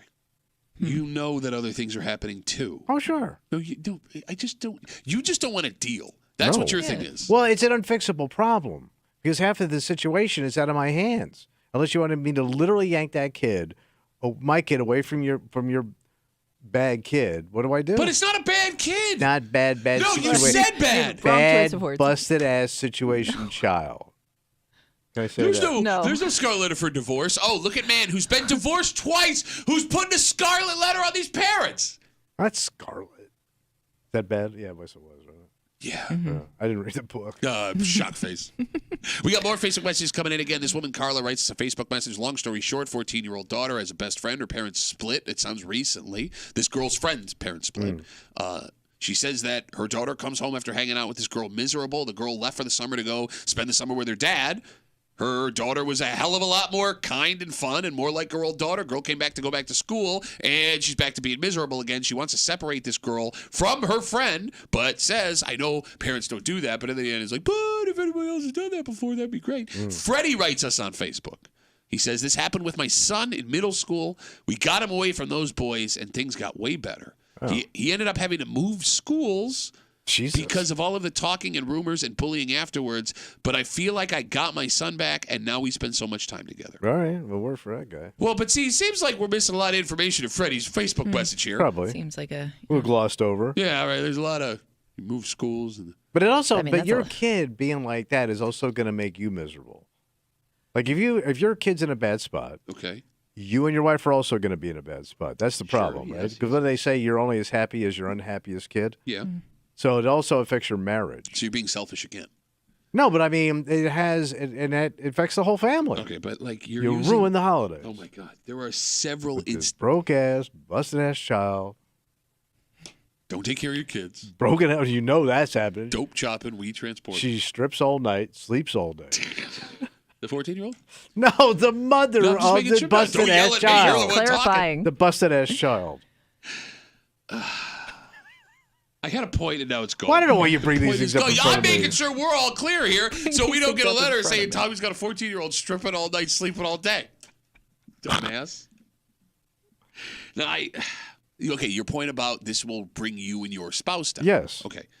Everything your kid does as a teenager will bring you and your Yeah. spouse down. I'm sure. Grades, health, Mm-hmm. their attitude that they have, They playing, have a lot of ups and downs. the drama that they have with sports. I mean, Kimmy, well, I don't know. It's hard to use you as a gauge because you're just so like, Oh, but I was I'm Kimmy. Wait, I she's was very an well angsty adjusted. teenager. Were but you you were- angsty? Yes, I had a lot of attitude with my parents.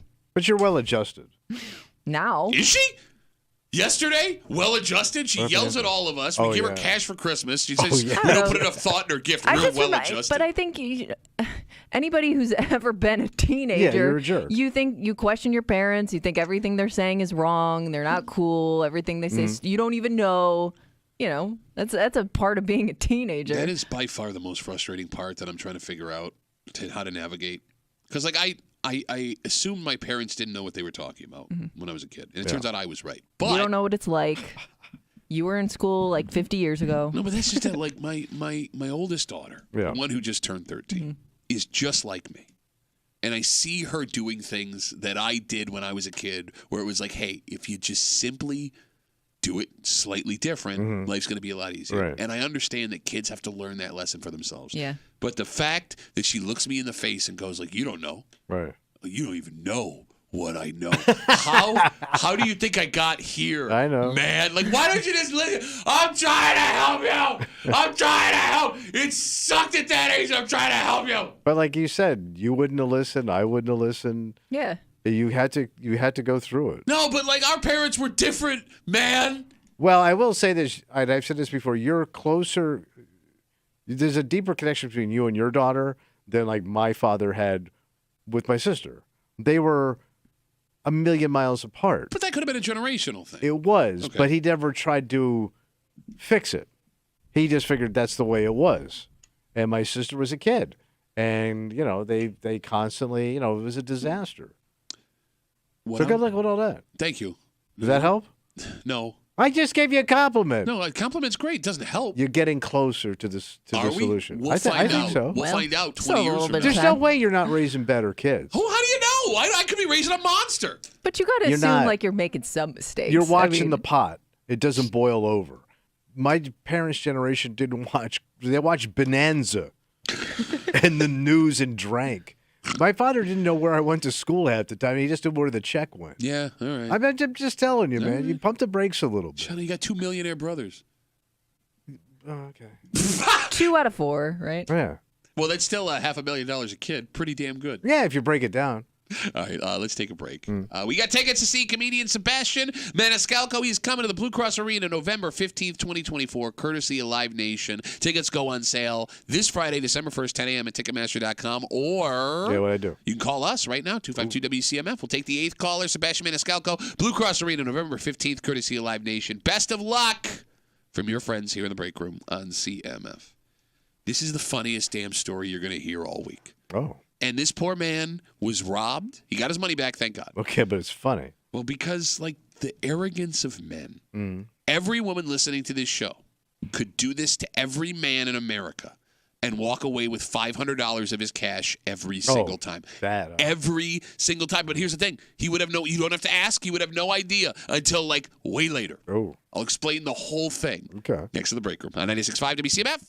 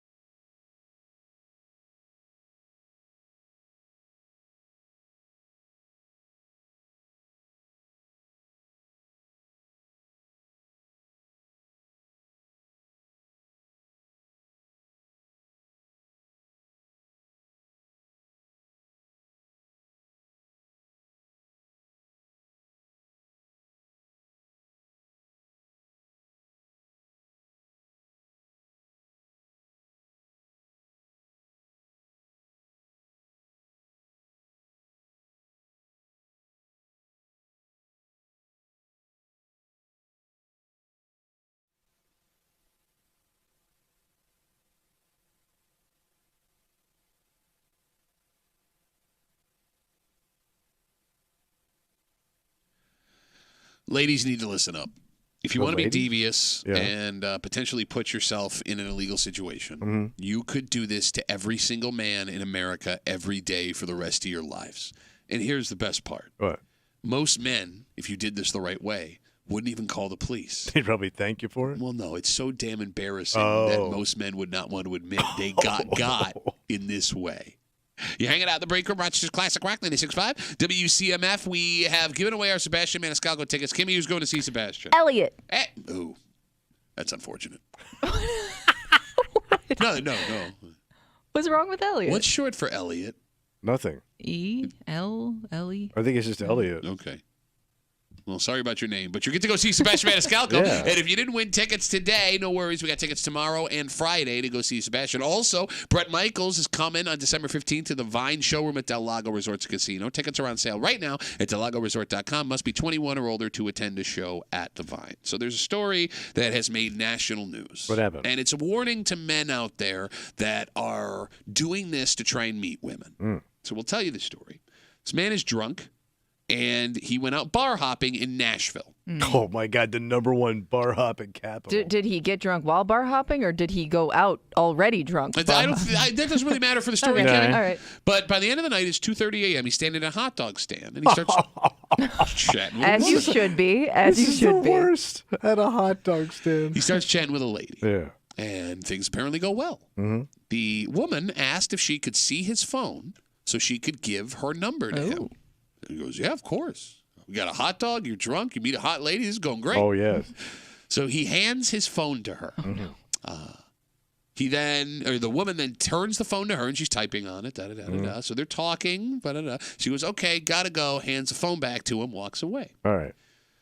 Turns out What'd she steal off his phone? that's just it. He got a fraud notification saying that someone had done a $3,000 Cash App transaction on his phone. Like to her phone. Yes. She didn't leave her number. She transferred $3,000 cash from his app to her app. But wouldn't he know where Where to it went? find her Yeah. and track her How? down? Because Well, it went to where the money went. Okay. Yeah. I'm guessing it doesn't have her name on this other Cash App. So, so she would have some kind of like rogue account that they couldn't track? I don't know how this works, but if you're pulling this move, you probably have a way. Because So she got $3,000? So the good news in this story Yeah.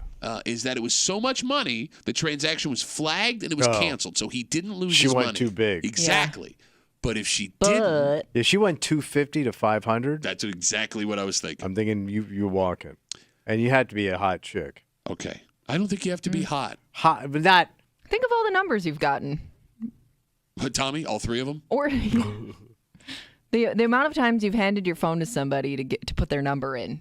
Even if it wasn't even like because they were interested in them, just like, hey, Yeah. I'll contact you later kind Now, of thing. this is a generational thing. I know you've probably, have you ever done this? Handed your phone to someone so they could put their phone number in? No. Okay.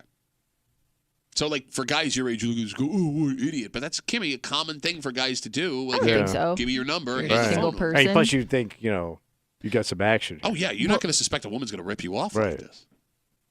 Yeah, and I know a lot of women that would rather put.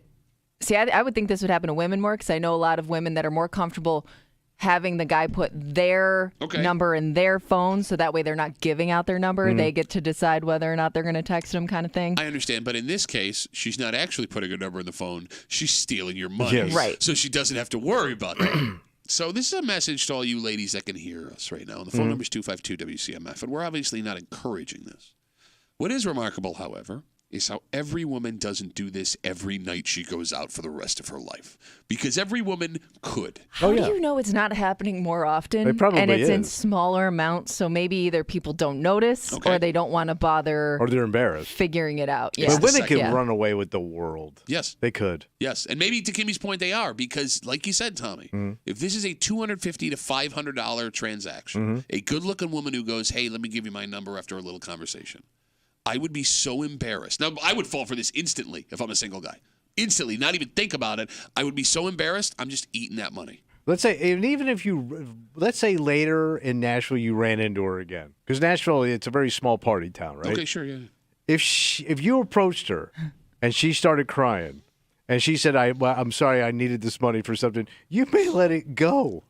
Or even that? if she said, no, I didn't. Yeah, I didn't do it. What are you going to Prove do? it. What are Nothing. you gonna There's do? nothing you're going to do. By the way, Nashville's a perfect place for this because there's a lot of tourists as well, Bro, right? it's Skankville. You strike up a conversation, ask where they're from. If they're not Yeah. from there, boom, that money is mine. And if And if you're drunk enough, you may not be totally sure it was her. Yeah, like good you're point. pretty sure, Good but point. Yeah. where else did I set my phone down? Yeah, I don't know. Like, ladies, why don't you do this more? I'm not trying to We're encourage disappointed crime in here. you. I am. Steal my money. Well, like, I don't want you to steal my money. I'm a married man now. I'm not going to fall for this, obviously. But, I mean, look, this sounds terrible. This sounds terrible. But you remember how busted we were, Oh, yeah. right? To the point where we were taking money from women that were willingly giving it to us. Sad, sad women. But if this was an option when I was like 18 to 23, I can't sit here and The amount of people you just hand your phone over to. Well, Kimmy, I can't definitively say if I had the ability to do this at that age, I wouldn't have done it. Oh, and it makes to me, somebody. Yes, and it makes me a bad person. But at the time, if it was pull-offable. Desperate times, man. 252 WCMF 252-9263. A story that's gone national. A man in Nashville, 2:30 in the morning. He's drunk. He was bar hopping. Ends up at a hot dog stand. Starts chatting up a lady. That lady says, I want to give you my number. Can I have your phone? He goes, yeah, of course. Hands her the phone. She's typing away on it. Goes, okay, bye, thank you. He gets on a notification, fraud notification. She transferred $3,000 from his Cash App to her Cash App. Never gave a phone number. Luckily for this guy, the transaction was flagged and canceled. But to Tommy's point, anything between $250 and $500, you're probably getting away with. I wonder how long it took him to notice. Well, no, so a notification went to his Instantly? phone right Oh, away when he got his phone So he back. noticed it right away. But it's also funny. I didn't know if like, he woke up to it and thought, oh, crap. So it said soon after he got a fraud notification. It is funny, too, that it doesn't say anything in the story. He tried to find this woman. So even he, to your point, kind of let it go, which leads us to what might be the saddest part of this discussion. What's that? There are men, Tommy, who could get ripped off like this. Yeah. And they'd still be the most upset that she didn't really give them their number. Yeah. Right. Fake number, what? Because think about it. Going from that high of thinking this chick is interested in you and it's going somewhere, and you're at this fun party town, to, oh, God, I've been ripped off. Yep. Like, what a crash of emotions. So I've seen it get really awkward. I've seen guys put their number into her phone, or vice versa, and be like, "Call me now, call me." You know what I mean? Worst. They do the okay, now text me, now call me. Like they want to verify it right then and there that it's the actual number, and it's kind of like. It's like, all right, maybe if you were connecting with this person, you're not anymore. Well, but like, even if you do that and she gave you a fake number, you're just doubling down on the embarrassment because, like, the alone embarrassment is one thing. For everyone around you to now know that she gave you a fake phone number, why would you want other people to see that? You know what I'm saying? Like she was trying to like let you down without embarrassing you in the moment. Which is something that women shouldn't have to do. Like the fear of looking at a man and saying, I'm not going to give you my number shouldn't be something you're scared of. It should not be a feeling you have. Yeah. But women have to do it. Yeah. Right? Yeah. But like for the guy to be like, okay, text me, oh, it was a fake number. I want your real number now. Give me your real number now, the number you don't want to give me. All right, so gentlemen, the moral of the story here, do not hand your phone to women to put your number in. And if you do, and she steals that money from you, maybe you still have a shot. I don't know if she actually gives you the number. I'll give you $250. You got to go out with me now.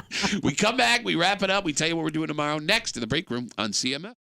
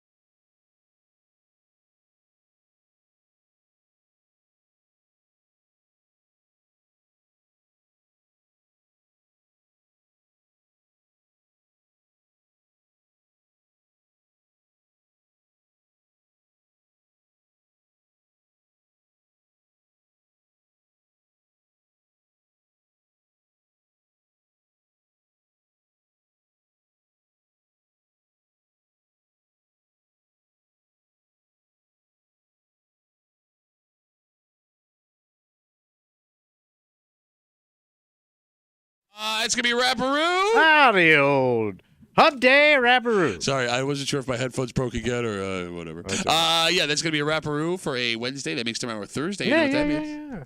What is that, tomorrow? Yeah, we're going to bitch it out, buddy. That's right. We got a Bitch Voice Theater coming at you, as we do every Thursday here in the break room. Also, massive news in the Kimmy household. No. You have no idea what he's going to say. Well, there's only one massive news in a Kimmy household. No, she's not pregnant. Well, what is it? Okay. Well, I was wondering where you're going with that. This is so sexy, some women may get pregnant looking at it. Oh, the hell is it? So, for those who don't know, Kimmy's husband, he's a firefighter with the Rochester Fire Department. Yeah. For those who don't know, on top of that, he is dreamy. He's a good-looking man. Tall, from what I understand, chiseled, Oh, yeah. according to one of my coworkers' wives. Mm-hmm. And mustachioed, bald. He's everything you would want in a sex symbol. Yeah. And because of that, Whatever. Kimmy's husband will be appearing in a fundraising calendar for the Rochester Fire Department. No kidding. Oh, no, I'm sorry. No. It's like a separate thing. I'm sorry, Yeah. my apologies. It's a separate thing. It's Okay. like a separate thing. It is not with what I just said before. Long story short, this sexy, sexy man will be appearing in a calendar. He's a model. Yes. A male model. But like a model, not like A man's man. Like he's wearing like a tuxedo, Kimmy. Like, what are we talking here? He's shirtless. Wow. Really I actually jump- haven't seen it yet. Wait, you haven't seen it? No, Him we shirtless? didn't. We don't have it yet, so I don't know what the photo actually looks like. Okay. Right. So Kimmy, Yeah. your husband, Yeah. workout fiend, good-looking man, Yep. chiseled, will be shirtless on the walls of men and women across the greater Rochester area. Yeah. Yep. He's beefcake. Right? What did you call that? Huh? I don't know. I wouldn't have called it that. Well, that's what he used to call Burt Reynolds when he did that photo shoot. Yeah, no, keep going. He's Burt Reynolds. Yeah, Beefcake Burt Reynolds. What they He call was. him. Yeah, Beefcakey. He said that about her husband. Kimmy, Actually, if you use a promo code right now. are you excited about this? Yeah. I'm excited because he's excited. Yeah, because I've never known any woman that had a husband that was good looking. I don't know any. All my. You know what are you talking about? But people I know that guys that I know are just ugly, or just guys. I never knew a guy that was like photo Talking worthy. really fast right now. No, but I'm just saying. Do you know any guys that were like he should be a model? Yeah, I got a couple of buddies that are good Bro, I looking met guys. your buddies. What, disgusting Jimmy? That is so insulting to every guy that you know. Yeah, but they know it. There's no way you could- David Andretta. That guy couldn't take his shirt off and take a picture. I just got a feeling he's got some Canadian issues on that body. What? His nipples are made out of denim? What's a Canadian You know issue? what I'm saying, man. What? Like, the only shirtless Canadian I've ever seen is Gordie Howe fishing. I've never seen Gretzky take his shirt off, man. This got weird real fast. And in ways that I didn't think What? it would. Okay. I'm just saying, you should be proud. I am very proud. That's not what you're saying, but He's- we'll go with I'll that. say this, like, Yeah. him and your daddy are the two best looking men I know right now. You made it so weird. You got a good looking Let daddy. me ask you a question. Let me ask you a question. There's two calendars for sale. You can All only right. buy one. Right? All right. One of them is the calendar that Kimmy's husband's in. Yeah. The other one is Sexy dads of Rochester. Lawnmower dads of Rochester, just in tight little bike shorts, pushing their lawnmowers across the lawn. So who's in? So is Kimmy's Kimmy's daddy? dad is in it. Yeah. Kimmy daddy or Kimmy husband? Well, as an older guy, I would probably gravitate to the older guy. Like you would probably Look at that gravitate to lawn. the. Yeah, because I get lawn and beef. And edging. I get man and mulch. I don't think you. Okay, what you That's just actually said. the I name of the knew calendar. I knew what you were I trying get to weed say. and seed. I knew what you were trying to say with edging with the lawn, but I don't know if you know that also means something else. I know what it means. Okay, so you're No, edging and edging. Kimmy's dad and edging. Is that what you're into? All right. Well, you asked me. Fine. Well, who would you choose? Kimmy's husband all the way. See, because you're a younger guy. Well, no, I mean he's chiseled from what I understand. Well, so was her daddy was probably chiseled in the day. I don't know. I can go find some pictures of him if you'd like. No, he's How probably. you gonna ask that question? I Your would daddy probably got say you your dad shirtless is. pictures? I bet your dad is like senior chiseled. You know what I'm saying? Senior. Well, you know, there's like guys, but you know they're older. Body doesn't look the same, but good. We got to go now. It's time. Tomorrow in the break room. I want to talk about your daddy. Not only do we have more Sebastian Maniscalco tickets to give you, Kimmy, I don't think you've thought this all the way through with as excited you are about your husband being in this calendar. I think it's very cool. No, I think it's cool Trying too. to think about this in a positive light. No, it's so good. Yeah. No, I can appreciate that. But there are so many potentially uncomfortable situations that are going to pop up from this. All right, we got to get out of the way. Right. We'll get to that and a whole bunch more tomorrow here on CMF. For Kimmy, who is super proud of her shirtless husband, showing it all off as Mr. August. Mr. I think. August. Yeah. Good month, too. Yeah. For Tommy Muley, Good who's going to call. go home and do some edging to Kimmy's dad. My name's Pat Tommy. We'll see you tomorrow morning in the break room at 6 a.m. on 96.5 WCMF.